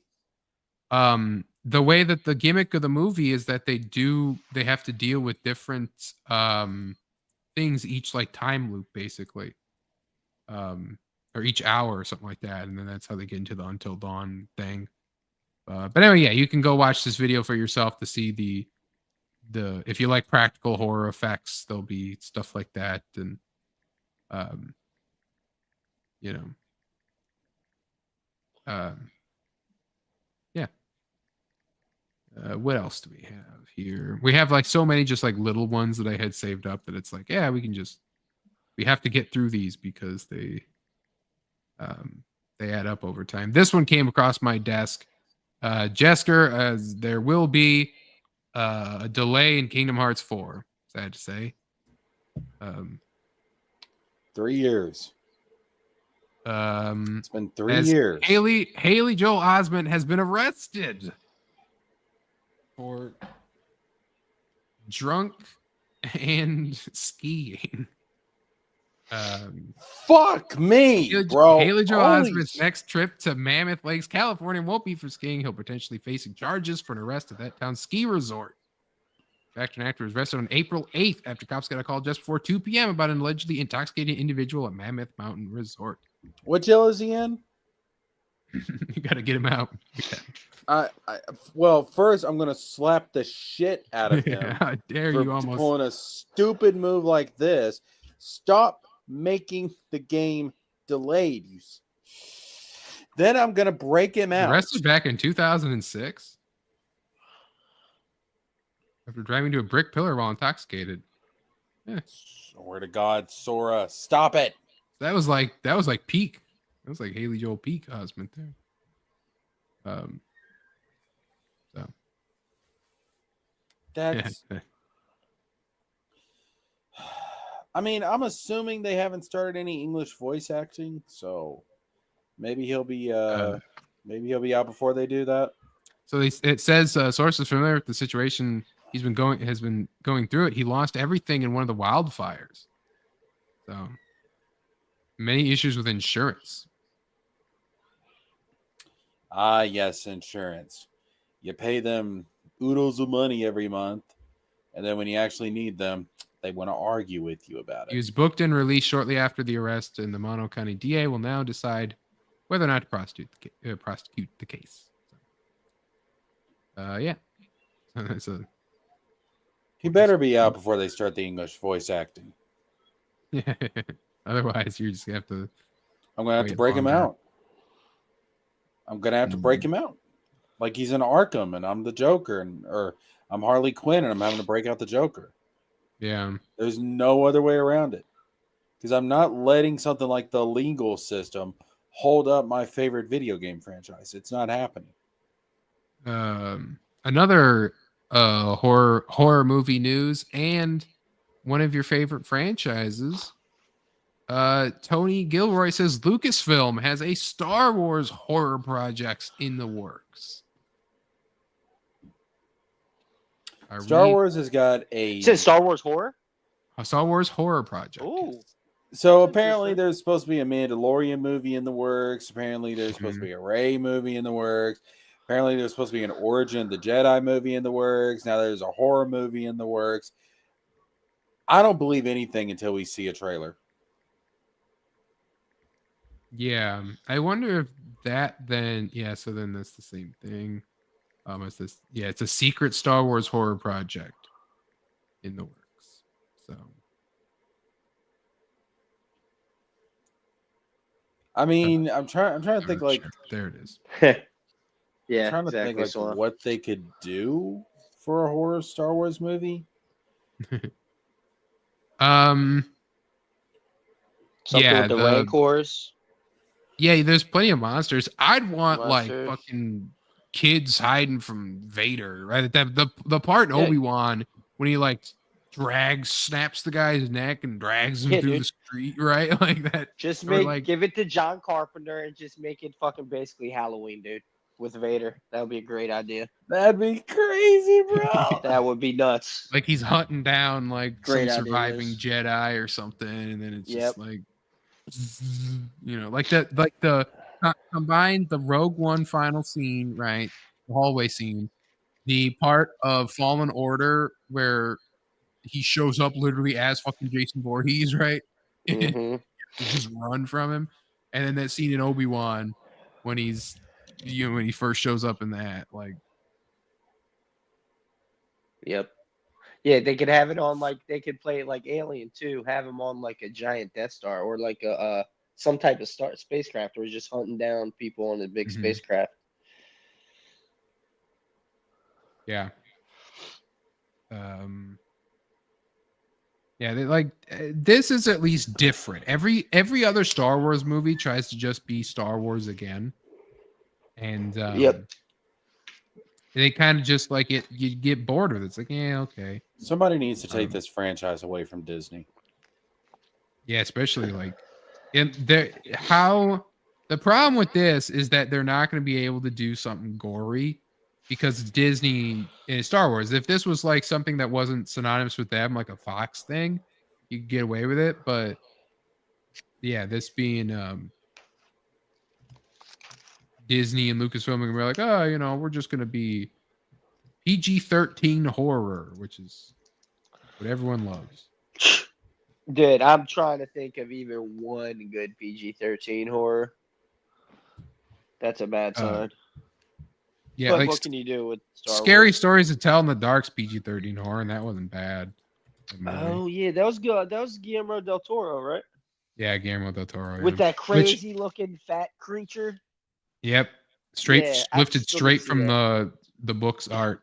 Which sadly though they did do all of those practical, but then they redid them in CGI, and that's the movie version that you see. Oh damn. Yeah, because I Yeah. remember it being way creepy looking when they like first introduced it. Yeah, like when you look up the puppet that they had for it, it was terrifying. Disgusting and weird, yeah. Yeah. The last one I can even remember seeing, I think it was Devil, where they're all trapped on the elevator. Yep, that's M. Night Shyamalan.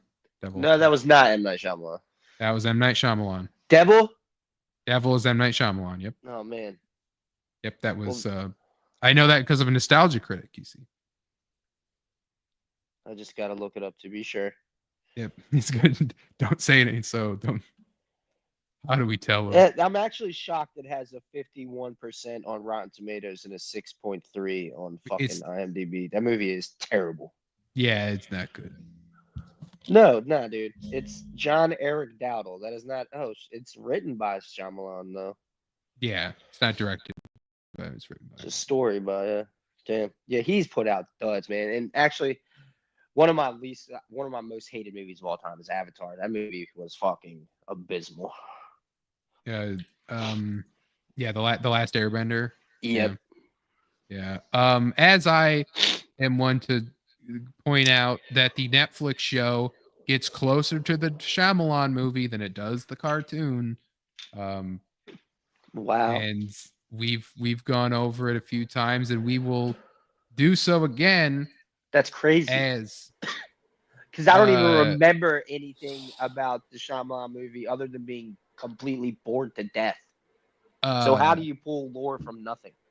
Mia Sech, the actress for Toph, confirms there'll be a change for Toph in season 2. My version of Toph is going to be a little older and slightly more feminine. I feel like I wanted to work into a very humanizing space for her because, you know, she was a cartoon. So Toph might be more girly in live action Netflix Avatar. That's not necessarily what you could take from that. Feminine and girly are not the same thing. They can overlap, but they're not. She can be more motherly. Yeah, but right, or like Carrie. Which is fine if it's every woman but Toph. Like Toph is the one character that this. So it's like Yeah, it's Netflix almost like the fucking Human Torch being like, I don't want to be a womanizer. Exactly. Like, exactly. well, I don't want to be a tough bitch. I don't well, want to be tough. It's it's exactly this. It's exactly that. So. Yeah, well, I don't want to go to work tomorrow. Well, too fucking bad. Yeah. Grumpy says you'd be surprised what you can get away with PG-13 as long as it's not human. Yeah. Devil is M. Night Shyamalan of Ding Dong. Smash that like and subscribe. I'll kill you, Grumpy. You catch me outside right now, dude. I mean, like I said, I've said this before, man. I didn't mind the first season of the Avatar Netflix show. I didn't hate it. I try and keep in mind that it's an adaptation. Mm-hmm. So I didn't mind it. Could have been better, yeah. Azula, I think the actress for Azula just it doesn't fit. Like she's not Azula. That doesn't fit. Everybody else I thought was fine. I think honestly, I think Ozai's better in the live action. He's more of a character because in the cartoon he's a mountain that they're gonna face down the line. Yeah, like I also liked him being in shadow and everything. I didn't like when just how like open he is in the live action. I don't know, man. Like I think it works better. Honestly, I just like, especially like that duel with Zuko. Like when he gives him that look, like when Zuko's about to finish it, but then he pauses and he gives him that look, and it's not necessarily like, oh, like I can't stand you, like you're pathetic. It's like, I'm gonna have to teach you a lesson, boy. All right, hold on. Sleeping psychopathy. This is not an anime. It is a cartoon. Well, it's actually marketed as a Western anime, is it not? No, it's a cartoon. It's anime inspired. Cartoon. Is anime not a cartoon? No, anime is Japanimation. It's Japanese cartoons. Yeah, but it is a cartoon. Well, if it's an American show. If you want to get technical, cartoon refers to the tunes that would play at drive-in theaters, because you would sit in your car and watch the tunes from your car. That's why it's called a cartoon. So, yeah, wizard. Anyway, you idiot. This is a cartoon. Speaking of drive-in theaters, I saw it at a drive-in theaters one time. That shit was so fire. Chapter 1. Oh, I thought you meant I thought you were old enough that you mean like the Tim Curry. Oh man, that would have been fucking insane. That movie's now that is not scary. No. But like I do love Tim Curry as Pennywise. So. Yes, but the movie, the prosthetics, the whole production is just cornball. Just when he's like being annoying and he's like, "Excuse me, sir, do you have Prince Albert in a can? You do? Well, you better let the poor guy out." And then he does the Like I quote that now daily just because of cans that I deal with. It's like Prince Albert in a can. Anyway, yeah. So Tim we'll Curry see. Is the fucking man. We'll see it. Can I call it a knockoff anime? No, because it's not knockoff. It's its own thing. It's not an anime. It's anime inspired. Yes. I mean, it's I don't know how that's like Teen Titans is anime inspired, but it's not like an manga anime. inspired. It's American cartoon. Yeah, exactly. Powerpuff Girls anime inspired. Yeah. Nah, knockoff would be like fucking Leviathan to like The Thing or Alien. So, and then we will. Leviathan is fire though. Then we have some of the. We don't have, luckily for Cynic not being here, we don't have any Greta Gerwig Narnia casting. Thank God. Good. But we do have some Harry Potter official casting. Fuck me. Gay. A lot of them we already discussed on here. Nick Frost as Hagrid is confirmed. John Lithgow as Dumbledore. And the black guy as Severus Snape. That is fucking ridiculous. Then we have Paul Whitehouse. They couldn't even get like an old kind of grangly black guy either. He had to be all like young and gay looking. Well, he's supposed to be younger. Is he? Yeah. Rickman was like older than what Snape was supposed to, because he was supposed to be like a prodigy when he became like potions professor. Why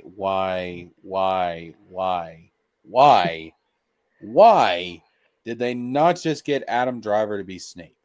Oh, that'd have been good. So, I think it would be a crazy Batman.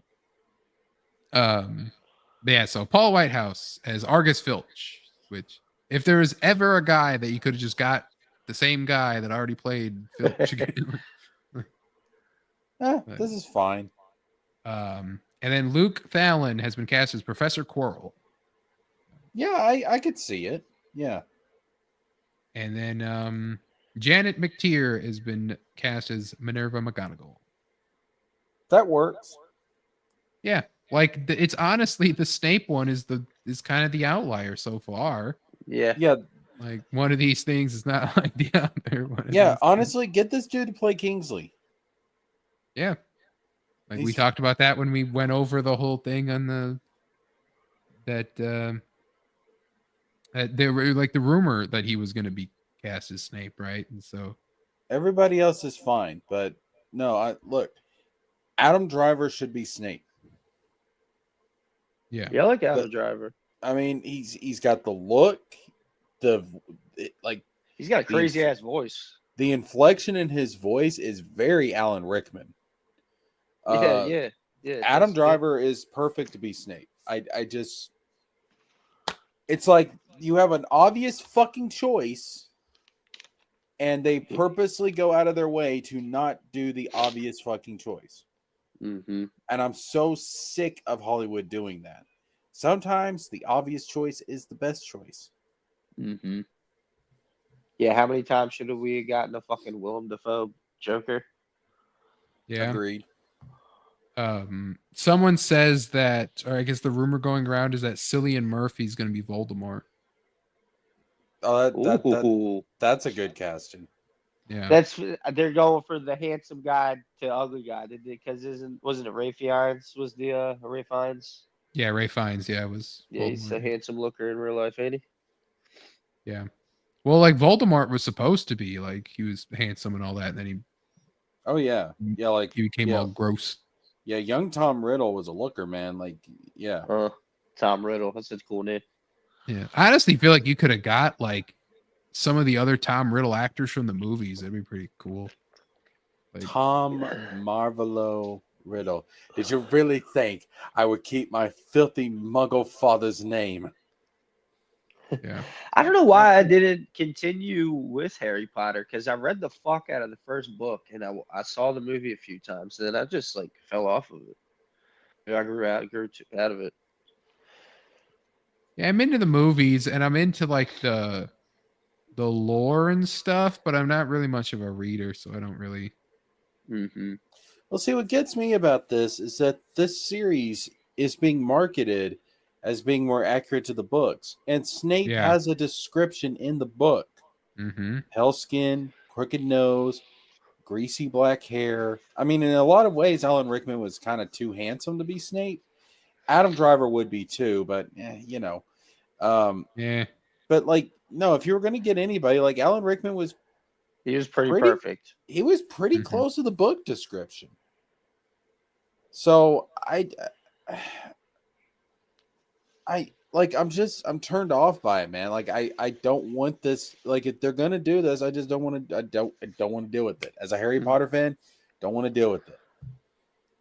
It's like they picked just one guy that they knew was gonna cause some kind of uproar or something. Yeah, like it's honestly like it is just such an outlier that it's just like not even Adam Driver. Like pick any British guy and throw a long black wig on him and he could probably be like, yeah, okay, I can see that, you know, like kind of messed up teeth or some disfigured some way, you know, and like, yeah, okay, you know, but yeah, let's just have everyone be bullied and suspicious and of the black guy. Like that'll be cool. It's so right. Seriously. So you couldn't have made him Dumbledore? Yeah, what's wrong with him being Dumbledore? That you got to be Snape? What you know? What? Because he's black, he can't be gay? What? I just don't see the point of adapting something if you're not going to try and at least be somewhat accurate. Yeah. I don't get it. It's just for the current craze and age we're in. Yeah, but it's like this was current craze like 8 years ago. Like we're past all this. I know. We're past Everyone's all of it tired now. of it. The Overton window shifted. Like no one wants that no more. And it's like if it's about opportunity, who's directing the show? Is it a white guy? Why can't the director been a black guy? Yeah, like one of the most popular directors of the movies was like a Mexican guy. That was the guy who did Prisoner of Azkaban, right? Was the Mexican guy. Oh shit. That was like one of the most like that's a lot of people's favorite, Prisoner of Azkaban. I'm an Order of the Phoenix guy. That's my favorite one. I only seen the first one. I do like Order of the Phoenix. Yeah, I think that's probably my favorite is Order of the Phoenix. I'll have to watch the rest of them. It's like the overall like pound for pound, probably like just good ass Harry Potter story. You get the fight with Voldemort and Dumbledore at the end, which is cool. And Voldemort catch me at the gym when I'm finished dying. Well, literally, like there's a point in that fight where he like does that move where he like lifts both of his arms above his head, and then you can see like he's got just guns. Jack, like, hell yeah. Like where Ray Fiennes works out. Oh yeah, where his robe kind of falls down on him. Yeah, like his sleeves go back. Yeah, his sleeves. Yeah, and he's like, and he does like that pose, and it's like, hey, he's got some guns. Continuing with more live action news, the live action Tangled movie has been stopped indefinitely. They are no longer making a live action Tangled movie. You know why? Probably because the lead would have to be blonde and white, and they don't want to do that. They got to make it a black gay man. They want a black Rapunzel, and they realized they couldn't do it.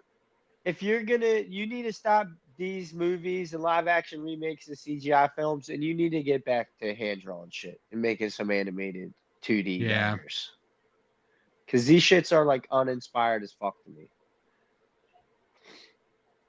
Especially the live action remakes. That's so easy and boring, man. And when half the time it's all CGI, it's like 80% CGI anyway. Yeah, like Lion King and Mufasa. It's like, this ain't live action. It's just a more realistic looking animation. Tangled doesn't need a live action remake. Tangled is one of the best films Disney just put out. Leave it alone. It's fine on its own. It's a good movie.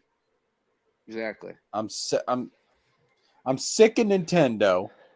I'm sick of the race swapping. I'm sick of the gender swapping, and I'm sick of the live action remakes. When you do all of them in one movie, entertainment and media is tearing me apart, Lisa. Oh, hi, Mark. Yeah, I totally agree. Creativity is very bankrupt throughout a lot of, not just Hollywood. Well, Hollywood's mostly all entertainment, but people wonder why are you an anime fan? Why are you a manga fan? It's because the West fucking sucks. Because they try over there in Japan. If your shit sucks and doesn't sell, it's not going. You're not fucking. You got to try over, bro. You got to start over. The West makes me want to bash my head against the wall. Hey, great cloudy day. Yeah, great, good choice of book. Like that's just the movie. I haven't read the book. I'm just going off a movie alone. That's why Order's my favorite. Homoium. Homoium is my least favorite mineral. Mineral or element. Metal. It's element. Yeah. A live action Scooby-Doo series is moving forward. I'm just kidding, Great Cloudy. The series follows the gang at a summer camp who team up to solve the mystery of a lost Great Dane puppy who may have witnessed a supernatural murder. Sounds like crap, I'll be honest, because you're not even doing like a proper Scooby-Doo story. This seems like CW like schlock. What is this, an origin story? It's just gonna be another live action Scooby-Doo thing, but this is a wait. Hold up. It says Great Dane puppy. I'm thinking it's like a baby Scooby-Doo. What if it's Scrappy? What if it's Scrappy? It could be Scrappy. Yeah. Sigh. This is story family. Even if it is Scrappy, do we want that? Do we want Scrappy? Do we need more some redemption, man? Scrappy does not need redemption. Scrappy needs redemption. Scrappy-Doo is like committed war crimes. Need I remind you what happened to Spooky Island? Don't be hating on his puppy power.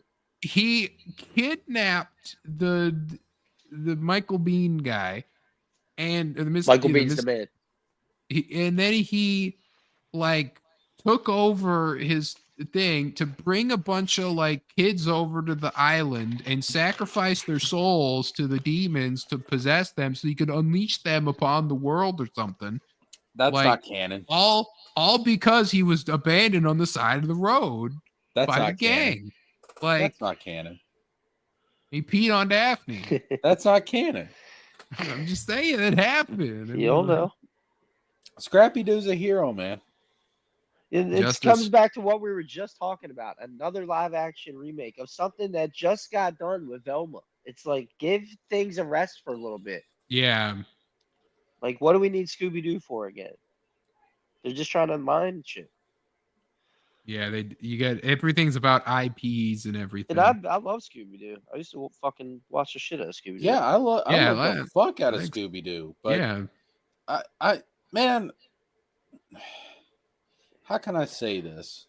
You want good Scooby-Doo and not like just I want original material first. I want the current regime in Hollywood to, let's say, retire. I was going to go a step further, but we'll say retire. Take it. Go a step further, Jessica. And it's not my channel. Yeah. So I want them to retire before we start messing with these IPs again. All right, because I don't trust the regime in Hollywood. I don't. No, not at all. I'm sick of these people, man. They're creatively bankrupt. All they care about is trying to make a buck. I'm sick of it, man. I'm sick of it. I'm tired. I'm tired, Bob. I'm so tired. Well, another live action remake that's coming down before a sequel that the first one isn't even out yet. How to Train Your Dragon 2 is in the works, and my God. Now I'm gonna sound like a hypocrite, but that movie does look good.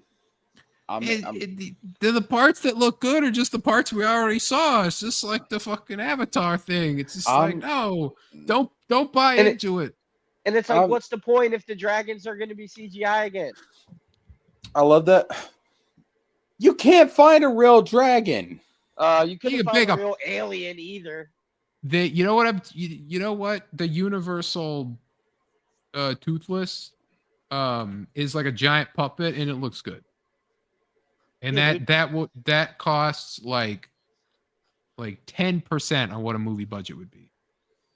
Thank you, grumpy old ninja. Scrappy is cute. And you know who else is cute? Scrappy's awesome. Toothless is also cute. And I'm telling you right now, bro, like this movie, honestly, seeing it, the trailers and everything, I'm excited. I know we just railed against the live action stuff. You hack. But I mean, this is DreamWorks' first attempt at turning one of their films into a live action movie. So it's not like Disney where they keep screwing it up all the time. Benefit of a doubt. Oh yeah, actually, yeah, I wasn't even thinking. This is not Disney. This isn't Disney. This is DreamWorks. This is just sucks that everyone's doing it, but this is their first time taking one of their cartoon films and adapting it into live action. So, to be fair, benefit of a doubt. Mm-hmm. No. No. Right, maybe. No, you. This is the Toothless at Universal Studios. You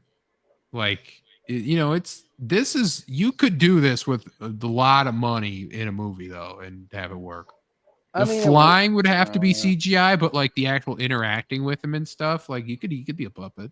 My point is this: what is the point if you're just gonna make the dragon CGI anyway? Because there's no such thing as a real dragon. If you can't use prosthetics, don't do it. Don't bring that old school argument to me. Right. Everything's got to be practical effects. If you're doing a live, if you're doing a live action remake and something like that is one of the characters entirely CGI, you're not doing a live action remake. You're making a Who Framed Roger Rabbit. And I love Thanos and Infinity War. Why did Thanos have to be CGI? That makes no sense to me. Can someone explain why Thanos was completely CGI? He was motion capture. So I give a pass to motion capture stuff. All right, fair enough. Because you're still the guy's doing. There's a guy there doing the work. Like if they wanted to like do this puppet and have it like the eyes CGI, then it's like okay, you know. My point is this, Jessica: creativity is dying, and just more CGI is not going to fix it. I think you're making a '90s argument that no one cares about in 2025. That's the problem. Yeah, we should be being more creative, especially with the technology we have now. How is there less prosthetics? There should be more prosthetics and practical effects because creativity is dying. Everyone is just relying on CGI. Do you know how much that's going to cost? Well, gee, bro, no, I don't. But they were able to do it back in the 80s and 70s and 60s. Yes, and it was a strenuous struggle That's an excuse. to do it. There's no arts and crafts anymore. It's just all CGI, and that's my point. Yeah, they did go too heavy with that, and a lot of Marvel especially. There was a period of time where they did, like I agree, there was a period of time where they did overuse CGI for everything. I don't deny that, but to just say that CGI shouldn't be used at all, I mean, no, I don't say that.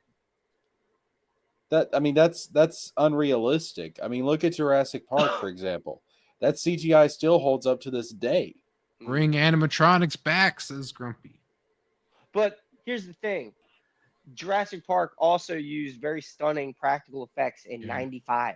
Yeah, still they're overusing, like even Star Wars, right? Like Star Wars uses practical effects and CGI. Thank you, Chad. The ships are like models, right? And stuff like that. Yeah. But I mean, I don't know, man. Like I look at that Toothless you just showed at the theme park, and it's like, that's fine for a theme park, but that's not gonna look like I good said, in a that's probably 10% of what they would give a movie. Right, yeah. Toothless puppet. Like look at the fucking Luck Dragon from Neverending Story, right? He's a big puppet. Maybe, man. I just can't picture it in my head and have it look good.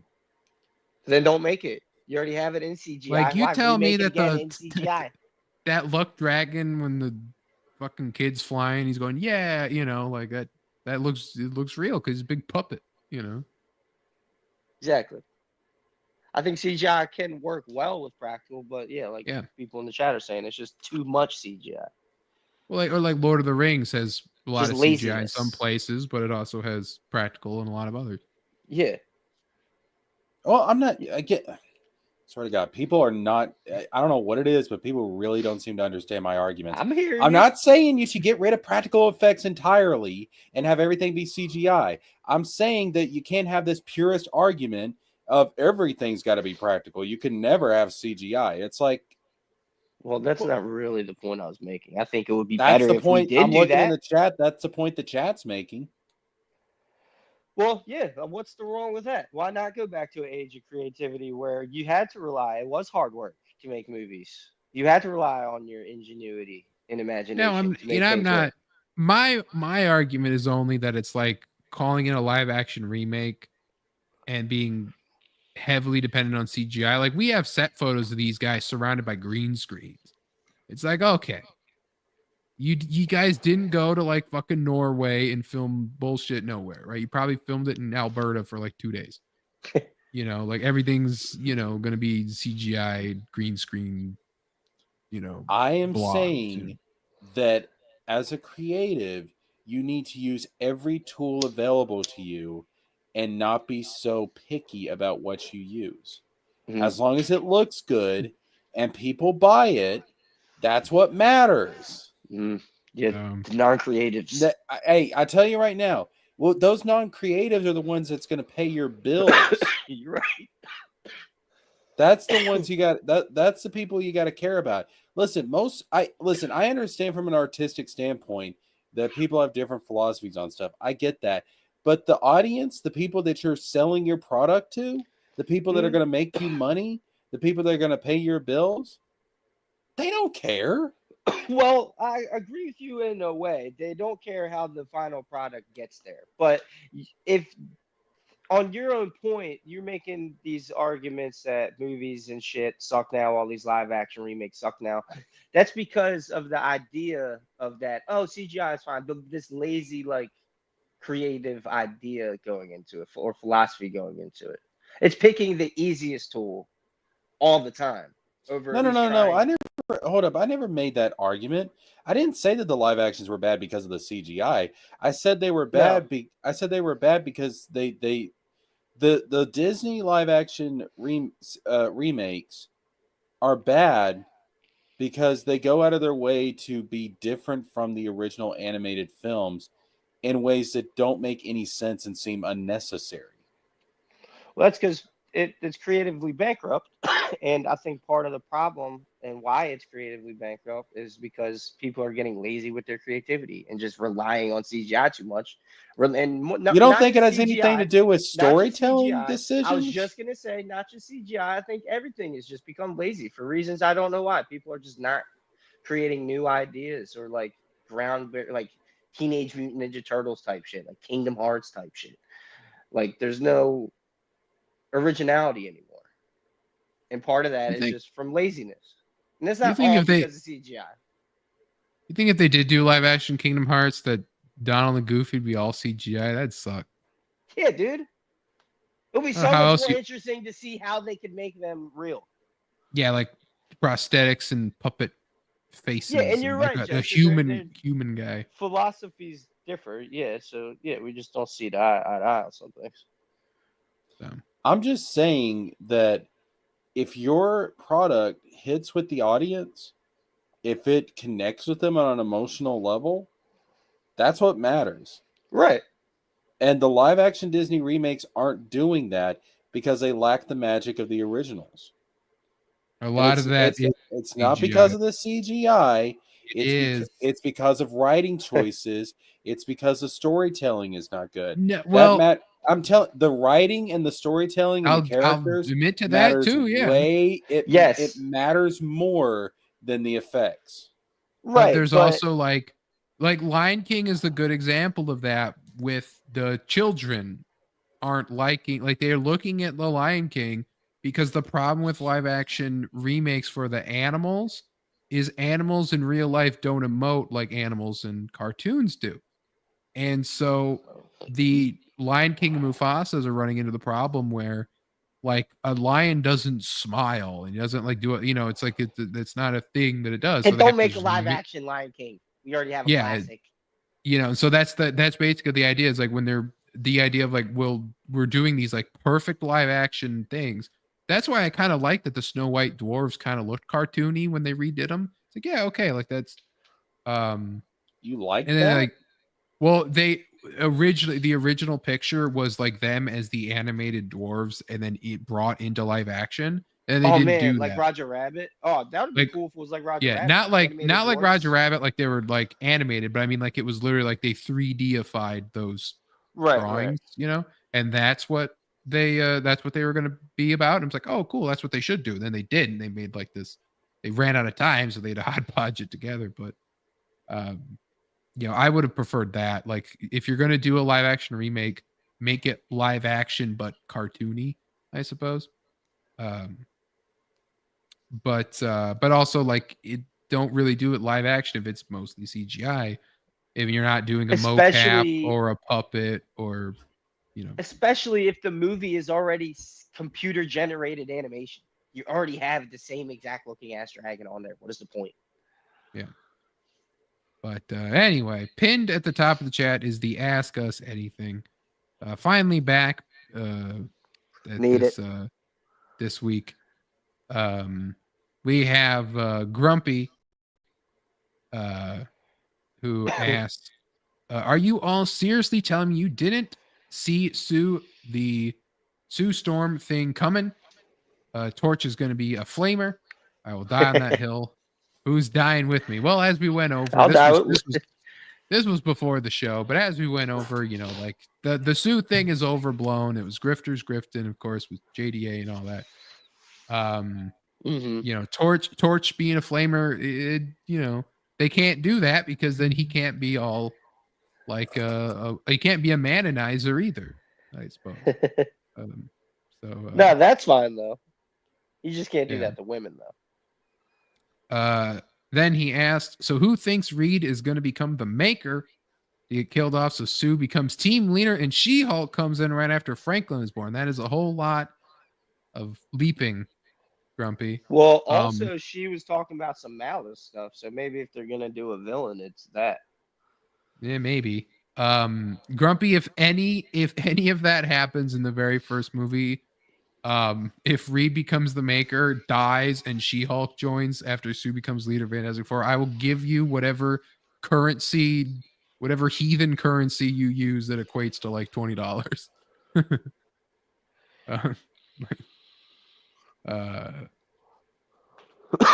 Yeah, like a good example. Sorry, let me. No, yeah. Just talking to Grumpy in the chat here. Yeah, a good example of. Well, I got a bunch of good examples of practical and CGI in tandem. Fucking Krampus is a great example of CGI and practical effects. Unless that movie was all practical, but I'm sure they use CGI in that. Yeah. Batman Begins. The Narrows is like half Chicago and half CGI. Yeah, well, Nolan loves like when that the flipping of the semi truck is practical. You know. Yeah, that's all practical. That would look like absolute garbage in CGI. When they tried to do something in CGI right after, it looked fucking retarded with the bat cycle, like doing the backflip off the wall. Yeah, that looked fucking retarded. Yeah. Everyone always laughs at that scene when I watch reactors watch it. They're always like, or they'll go like, "Whoa, that was good," but otherwise it's like, that was weird. But yeah, or like I think also the plane spot. I think that was practical too in Dark Knight Rises. Oh yeah, yep, that was all practical. Maybe not all practical, but I'm pretty sure they did that with like a real planes, and they're like, yeah, the plane was definitely destroyed, and yep, they were all like inside that shit. Yeah, in the sky. Yeah.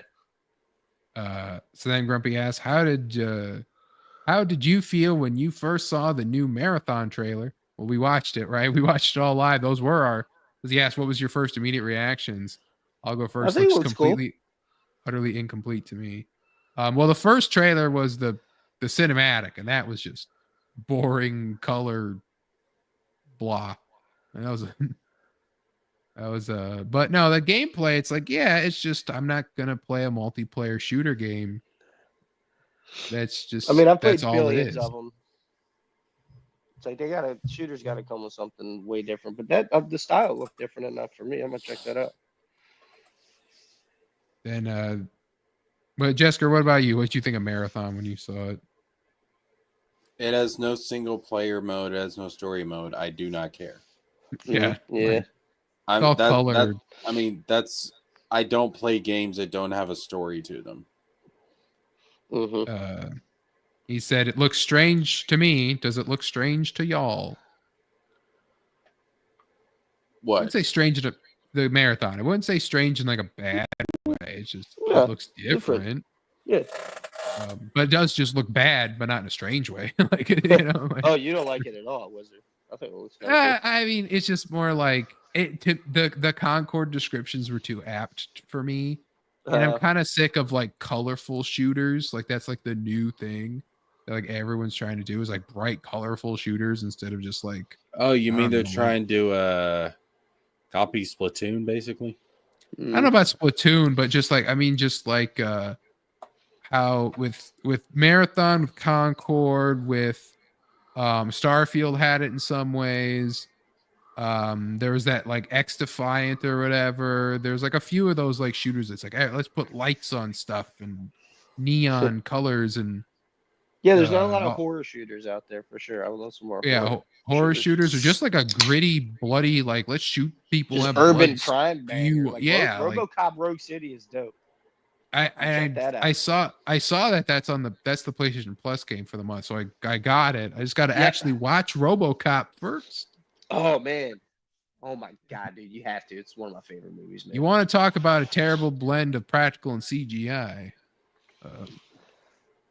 I mean, practical and RoboCop's good, but then you got that 209 walking around. Nah, bro. Mine still looks amazing to me. He was kind of supposed to be doofy though. He was like a failed prototype, basically. He was No, but I'm not dumb. talking about like how he moves. I'm just like how he is so uncanny. No, well, Ghostbusters is still the worst to me. The moment when the dog monster thing moves and you can just see that it's not real. It's like that's bad. At the end. Yeah. Like when it runs out and it's running down the street or something, it looks like it's 2D animated. Ruby, I really don't want to read this question, and you're not even here, so I don't think I even have to. What's it about? All right, Snowman, I'll give you this. You will All get right. this one only. Okay. All right. That's what it. Ruby asks, "What hand you guys use to jerk it? Your lefty or your righty?" I know Jesker just uses his mouth, so he doesn't have to answer. He's about to go do that right now. So. Poor Jesker, why'd he drop off? I use both. And I did, I gave myself a Blumpkin back in 06, and you can Google a Blumpkin, so. Yeah. I forgot you had said you did that too. Yeah, man. It was my greatest feat of flexibility. Yeah. Jesker did. Completion. Jesker didn't leave a message or anything, but Jesker died. Internet cut out. Yeah. That's all right. We'll be just doing these questions wrapping up. But Grumpy then asked, if Summer Swan was a superheroine, describe what type she'd be and her powers. What would be her power stunts? The same for Cynic and Ruby. So I've mentioned it before, I think, on here, but in my comic, I plan to have a Summer Swan, Winter Raven type hero, but is like a background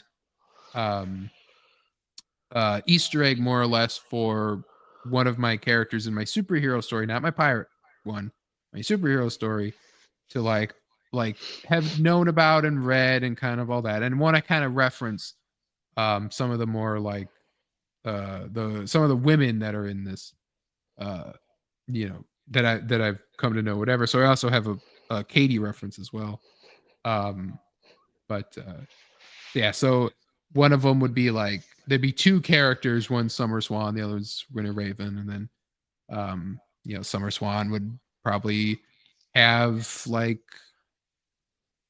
flight or something, or Winter Raven would have ice powers, something like that. She but would I'm be also like... No, go ahead.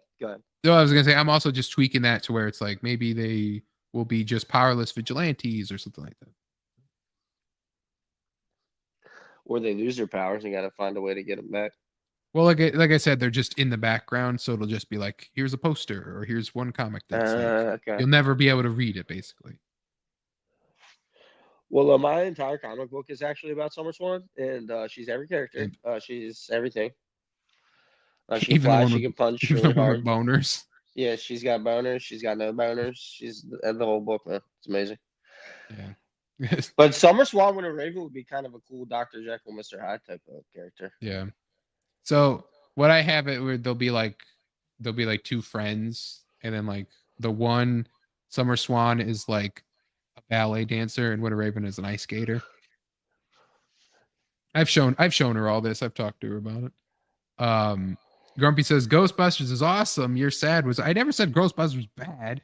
I said the one scene where the dog is CGI takes me out of it. There's also a scene earlier where the dog's practical and he's perfect fine. I like Ghostbusters.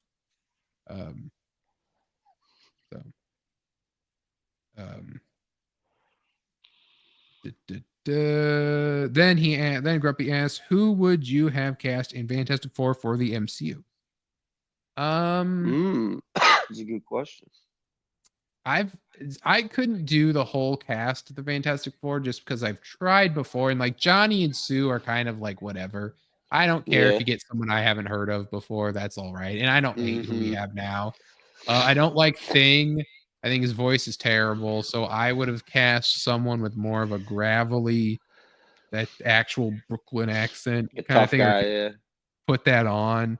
And I honestly, hand to God, I fully expected there to be like a black character in this, and I wouldn't have cared if it was Thing.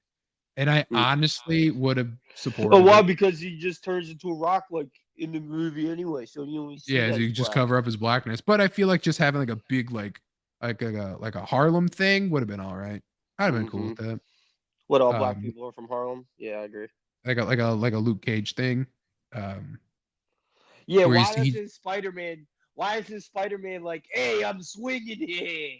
Hey, I'm swinging. Hey, Well, that was Jane over here. That was something in one of the comics I saw, or someone was talking about, I think on Twitter, where there was a panel with, I don't know if it was Kitty Pryde or somebody was like, yeah, that accent that you have to Spider-Man or something. And man, so it's like technically Spider-Man is supposed to talk with like a Queens accent. I'm from Queens, New York, you know, and like, hey, Doc Ock, suck my web over here. Hey, Doc Ock, I'm webbing here. Hey, piece of shit. You fucking scumbag homo, Doc Ock. Wait, what? I'll give you the old gabagoo. Yeah, old gabagoo, Doc cocksucker.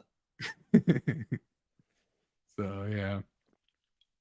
I'm trying to think of an actor with that fucking accent to just be. Ruby said, I made one for Swan and Katie. Katie's like, Wonder Woman and Swan is a transformer. Yeah, I saw. Oh damn, that'd be cool. Yeah, you could post in the Grumpy group. Post your Summer Swan. I've seen it before. Go follow me on X to share all your artist rendition of your Summer Swan.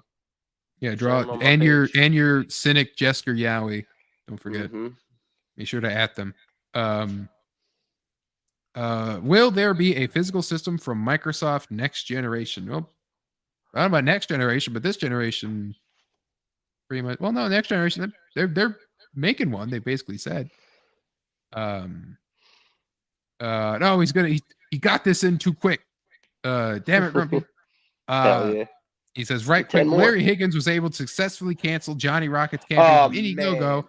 I'm going to go to fund my comic with my book. Who's with me? I'm not doing a campaign, so whatever. How many days left, Grumpy? Because I will, but I kind of want to wait till I get paid first. I just backed like 4 fucking comics. I backed, what did I just back? Goddamn Prodigy from Pop Culture Rocks. That shit looks amazing. His character designs look sick.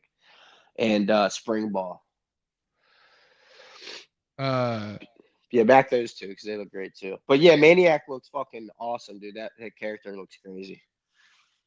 And fuck Larry Higgins for that. That's fucking bullshit, man. Because that, I think, he got sued for that like one image, wasn't that? It's not even like in the fucking comic. I don't know. Grumpy says Thing needs to be a guy in a suit. See, I don't mind if he's like not in, like, I'm okay with Thing being CGI, but he's got to be like motion captured. I don't need Michael Chiklis in the, oh man, I love that. The big rubber suit. He was good though. I love Michael Chiklis was great as the Thing, but I don't need it anymore. It's harder to do that these days. But a motion capture like they do for Hulk and stuff is fine. That's basically, and that's what they're doing now. So, he should sound like Cecil. Yeah, so you get Walter Goggins to play the Thing. Yeah, but Cecil's got like Walter Goggins more of a southern kind of. Well, I guess in other things, I mean, he puts it on. Cecil got kind of like a mousy tinge to his voice, though. It's kind of like this. No, he's just like we gotta. We gotta. Someone else. You may be thinking of Donald, the guy that looks like Bobby Hill from King of the Hill, all grown up. Maybe. Totally. I don't know. I have no idea. Don't listen to me. Did y'all see any of the Twilight Zone done by Jordan Peele? It blows. I have not.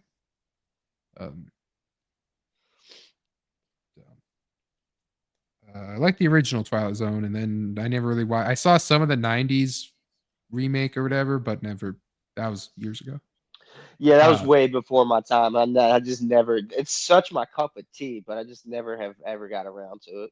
Yeah, it's mainly just like how you watch Twilight Zone is go to IMDb, look up highest reviewed episodes, and just watch those ones on Paramount Plus. Don't like start to finish. Got it. Yeah, Paramount Plus has it. start to finish is fine. It's just that you'll find a lot that it's like you can guess the twist in 2 seconds. Like, all right. But there's some that it's like some good horror too, like some actual just horror. Where it's like, whoa, they were cooking back then. That's what Grumpy's talking about, the horror. Like the ideas sometimes are more horrifying than like the gore and the violence, which I totally that's how I try to do my horror. Yeah. The psychological, just like imagine this type of scenario. The scenario, the weight of what's you're into is like horror. Yeah. Yeah. The weight of what is happening to you and like your like consciousness and existential shit and philosophy is like super horrifying. That's Gremlin World, man. You'll get it. You'll get it, Grumpy. I promise. Do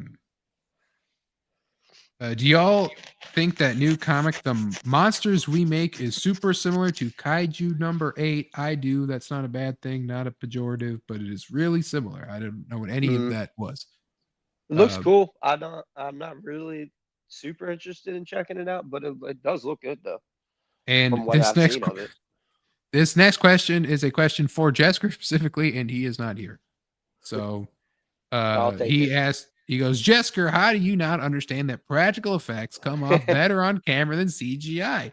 It should not be that CGI takes over for practical. They are used to be together. They are supposed to be together for best result. Yeah, I will argue that. I mean, I don't give a fuck if it's hard work. Give me practical fucking effects. They did it back then. They can definitely damn sure do it quicker and easier now. So yeah, Colossus and Deadpool 1 does kind of stand out though, Grumpy, I will say. He's not the Juggernaut in Deadpool 2 is the same problem. They don't blend too great because they're all CGI, not motion capture. Yeah, I'm trying to think of any instance where CGI just came off. Well, I'm sure there is where CGI came off better than practical, but that's kind of hard to say unless it's a remake and like a shot-for-shot remake. It's probably easier to think of practical effects that looked bad. I'll give you this. Yeah, for sure. And I can see Jesker making that argument. But CGI looks like shit too. But yeah. I'm saying I'm just trying to think of like, if you're trying to think of like where CGI looked better than practical, you'd have to think of times that practical looked bad. Well, I'll give you a good example of CGI not looking as good as the practical. The Thing. The John Carpenter's The Thing compared to the remake of that movie. The one is like 2014 or something.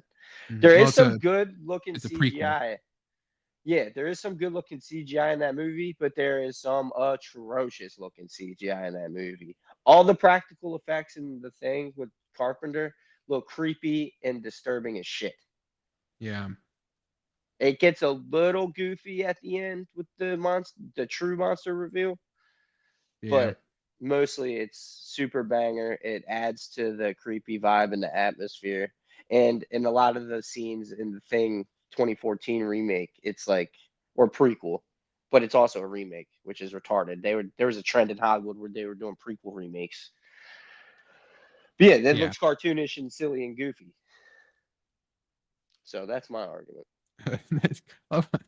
Grumpy says, you've never seen Kaiju number 8? Jesker, tell him. Jesker's not here. Jesker, tell him. How could you hear me say I haven't seen it, but also see that Jesker's not here? I'm blind. No,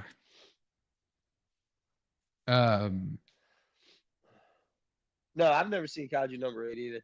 There's a lot of anime that I catch up on, but I'm too busy making my own shit, man. Oh, if it's an anime, then you know I ain't seeing fucking Grumpy. I ain't gonna see it. I thought he was talking about like an issue of a thing. Like it's Kaiju number 8. Like it's nothing. Well, just go to Hail the Lore's great reviews on his Twitter page, and you'll learn all about Kaiju number 8. Deadpool 2, Juggernaut Deadpool 2 just sucks. I was gonna say like you thought Deadpool 2 sucks. I'm like Deadpool 2's all right. Like, Deadpool 2 is pretty good. And I love Juggernaut's practical effects in X-Men Last Stand. That movie overall was garbage, and he kind of sucked as a character in that movie, but he looked great. Yeah, I don't put X-Men Last Stand that bad though. I will say. I don't It's put just it at too garbage. many characters and shit going on. Yeah, It's a mess. but that's X-Men though. You're gonna have that problem. Yeah, but there's a way to do it where it's not a complete mess. Yeah, it's just that Dark Like Phoenix X2. was just not good. Right. Like they shouldn't Yeah. have had her as the thing. They shouldn't have wiped out fucking Cyclops immediately. Yeah, and Charles, and then they, Yeah. and, You then do, they you do then that they like throughout the film.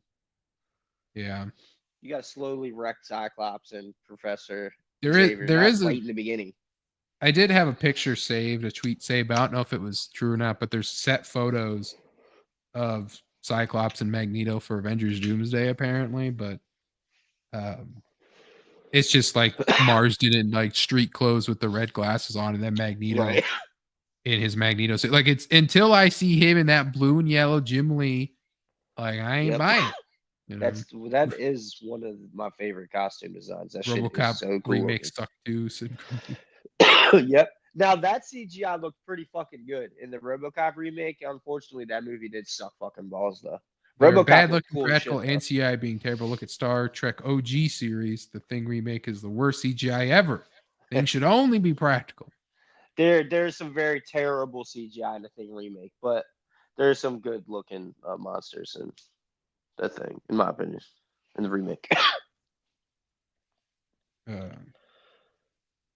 Anyway, I think that we'll call it for tonight.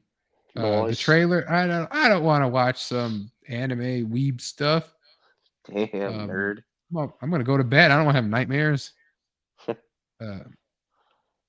We'll sit here and let Grumpy catch up to the president. He's gonna be yelling at air for a few seconds, for a few minutes. They'll be like, nah, what's he gonna say next? Like, right. Some like random poll from something. Yeah, it'll be X3. He'll be talking about Last Stand. Like, Last Stand was terrible. Grumpy. Here's what it is. Grumpy likes Jim X1. Lee's costume sucked. Yeah, he likes X1. He likes X2. He hates X3. He hates X-Men Origins. He hates First Class. He hates Days of Future Past. He hates Apocalypse. He hates the Wolverine. He'll just. Damn, I that's hate crazy. all Bryan Singer X-Men. I understand why, Grumpy, but really, you don't like X-Men 1 or 2? Those first two are bangers. I was wrong. Yeah, it's like You're 1 crazy. and 2 are great. 2 might be the best X-Men movie. Yeah. In my opinion.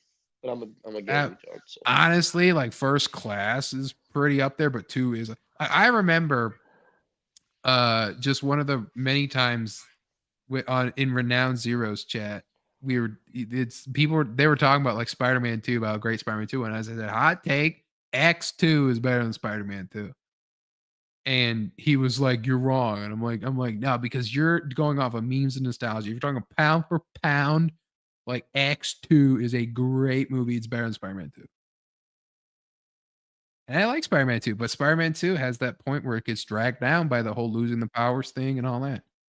Snowman. Dumbass phone. Anyway, what do you think? X2 or Spider-Man 2? Ooh. Honestly, dude, Spider-Man 2 kind of drags. And it's kind of a drag. Exactly. X2 is just fireworks, man.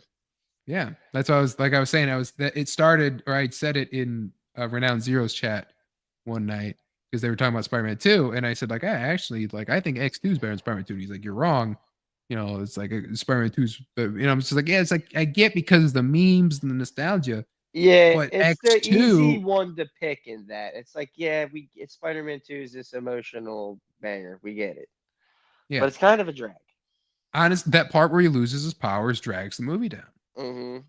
And everyone's crying and sappy, and it's like, I do love the feels, trust me.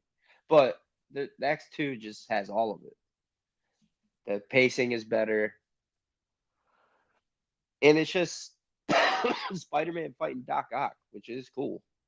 Which is like the train scene is great. Like the train scene is great, but the mansion invasion scene of X2 is even cooler. Oh man, way crazy. The last fight scene in fucking And I'll say the last fight scene in X2 is fantastic. And I'll say the last fight scene in Spider-Man is better than any fight scene in Spider-Man 2. That shit was brutal as the fight fuck. with Goblin. Yeah, the fight with Underappreciated. Goblin in the broken down house. Exactly. Amazing choreography, brutal. The atmosphere was super sick, and it's just underappreciated in my opinion. That fight scene. Yeah. So It was more comic booky. The first Spider-Man. It started getting a Uh, little too realistic in Spider-Man 2. Grumpy says, I hate all of it, possibly except the Gifted. You know, we've talked before. I like the Gifted. I kind of liked one of the Wolverine movies. But yeah, I will say the Wolverine, it's not bad. It's just forgettable. It is. It's kind of a drag too, really. Grumpy, you gotta like Logan. Don't look at me. Don't tell me. Do not look in my eyes and say you hate Logan. 2, I actually bought X2 on DVD, but it was for the menu. Spider-Man 2 is better than X-Men. Anything we got. I'll say I've went back and watched X-Men 2 so many times. I can't really say the same for Spider-Man 2, honestly. I've seen Spider-Man 1, I don't know how many times. Yeah, so for me, X2 was always like, we're gonna watch the house. Like as a kid with the DVD, we watched the house invasion scene, right? Mm-hmm. The mansion invasion scene. Like that is like just so cool. And when Wolverine, you get to see Wolverine go off and stab dudes. The opening fucking Nightcrawler scene, dude. Yeah, super banger. With the like Mozart or whatever playing, and Bryan Singer X-Men is tainted horribly. That line from Storm is so well, bad. that line is terrible, but Bryan Singer himself is a garbage human. Well, but remember, like he directed the movie, but you know who wrote X-Men 1? Goyer? The voice actor for Solid Snake. Oh, what? True story. David Hayter. Oh, was it Hayter? I thought it was Goyer who did Batman Begins. Was it Hayter? I think it might have been a co-writing type deal. But he also, David Hayter was a cameo in the end of X-Men 1 as like the cop or the medical attention that like finds Mystique and is like, we gotta get him out of here, right? Like that's him. Oh, nice. I'm fucking pissed at myself for not remembering Snake's fucking voice actor name. He's good. And then he is also the reason that Magneto's helmet blocks Charles's telepathy. Because when they were writing the story, I think someone told them, or they thought of it themselves, is like, well, how he can control Toad and Sabretooth's mind, so why can't he control Magneto's? They said, well, what if the helmet just blocks it? Brilliant. And so that was like, and there is precedent in the comics of him using like dampeners under his helmet, but not the helmet like itself, right? And ever since then, the helmet blocks telepathy. Like that's been the thing. I need to look into more why that works. But well, it's kind of like cool. That's the whole thing with conspiracy theories, putting the tinfoil hat on. Like it's the same that blocks the. Wolverine is the one, says Grumpy. I will be fair and admit I haven't seen Logan yet. I am perplexed by it. So it's a tentative hate from Grumpy. How are you perplexed by it? That's interesting. Because I guarantee it's because it's not like Old Man Logan, and that upsets him. There's no Hulk incest babies. Yeah, which people hate on that book for that, but that's fucking wild. It's like an Elseworld story, which I know that's DC, but yeah, give me that shit, bro. Give me some wild fucking Old Man Logan going across the wasteland like that. I still need to get that book.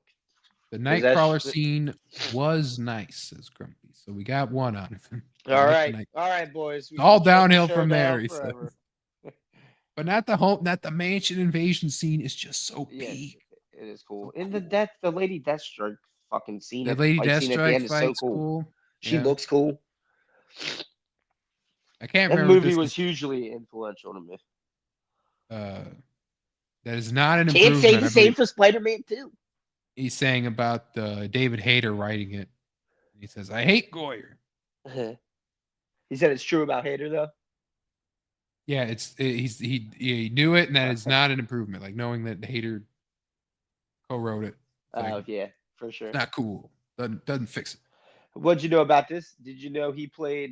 He was the Guyver in Guyver 2, the live action movie. Grumpy. You know, he was the voice of Captain America in the '90s cartoons. Oh damn, that's dope. But he did not come back to voice him in X-Men '97, which is some bullshit. Mm-hmm. He should have been back, but he was doing the Metal Gear remake. That would have been cool. They got him back for that. Because people would have found out about that for the first time. Like, that's fucking Solid Snake. Where's Captain America? Like, that's Big Boss. Like, that's a perfect. That's a great Captain America. Yeah, that is a really cool idea. I'll have to check that out. Yeah, if you watch like his episode of Spider-Man the Animated Series, then he's in the Secret Wars event that they did. He's not in those 90 shows much, but when he does show up, he's voiced by David Hayter.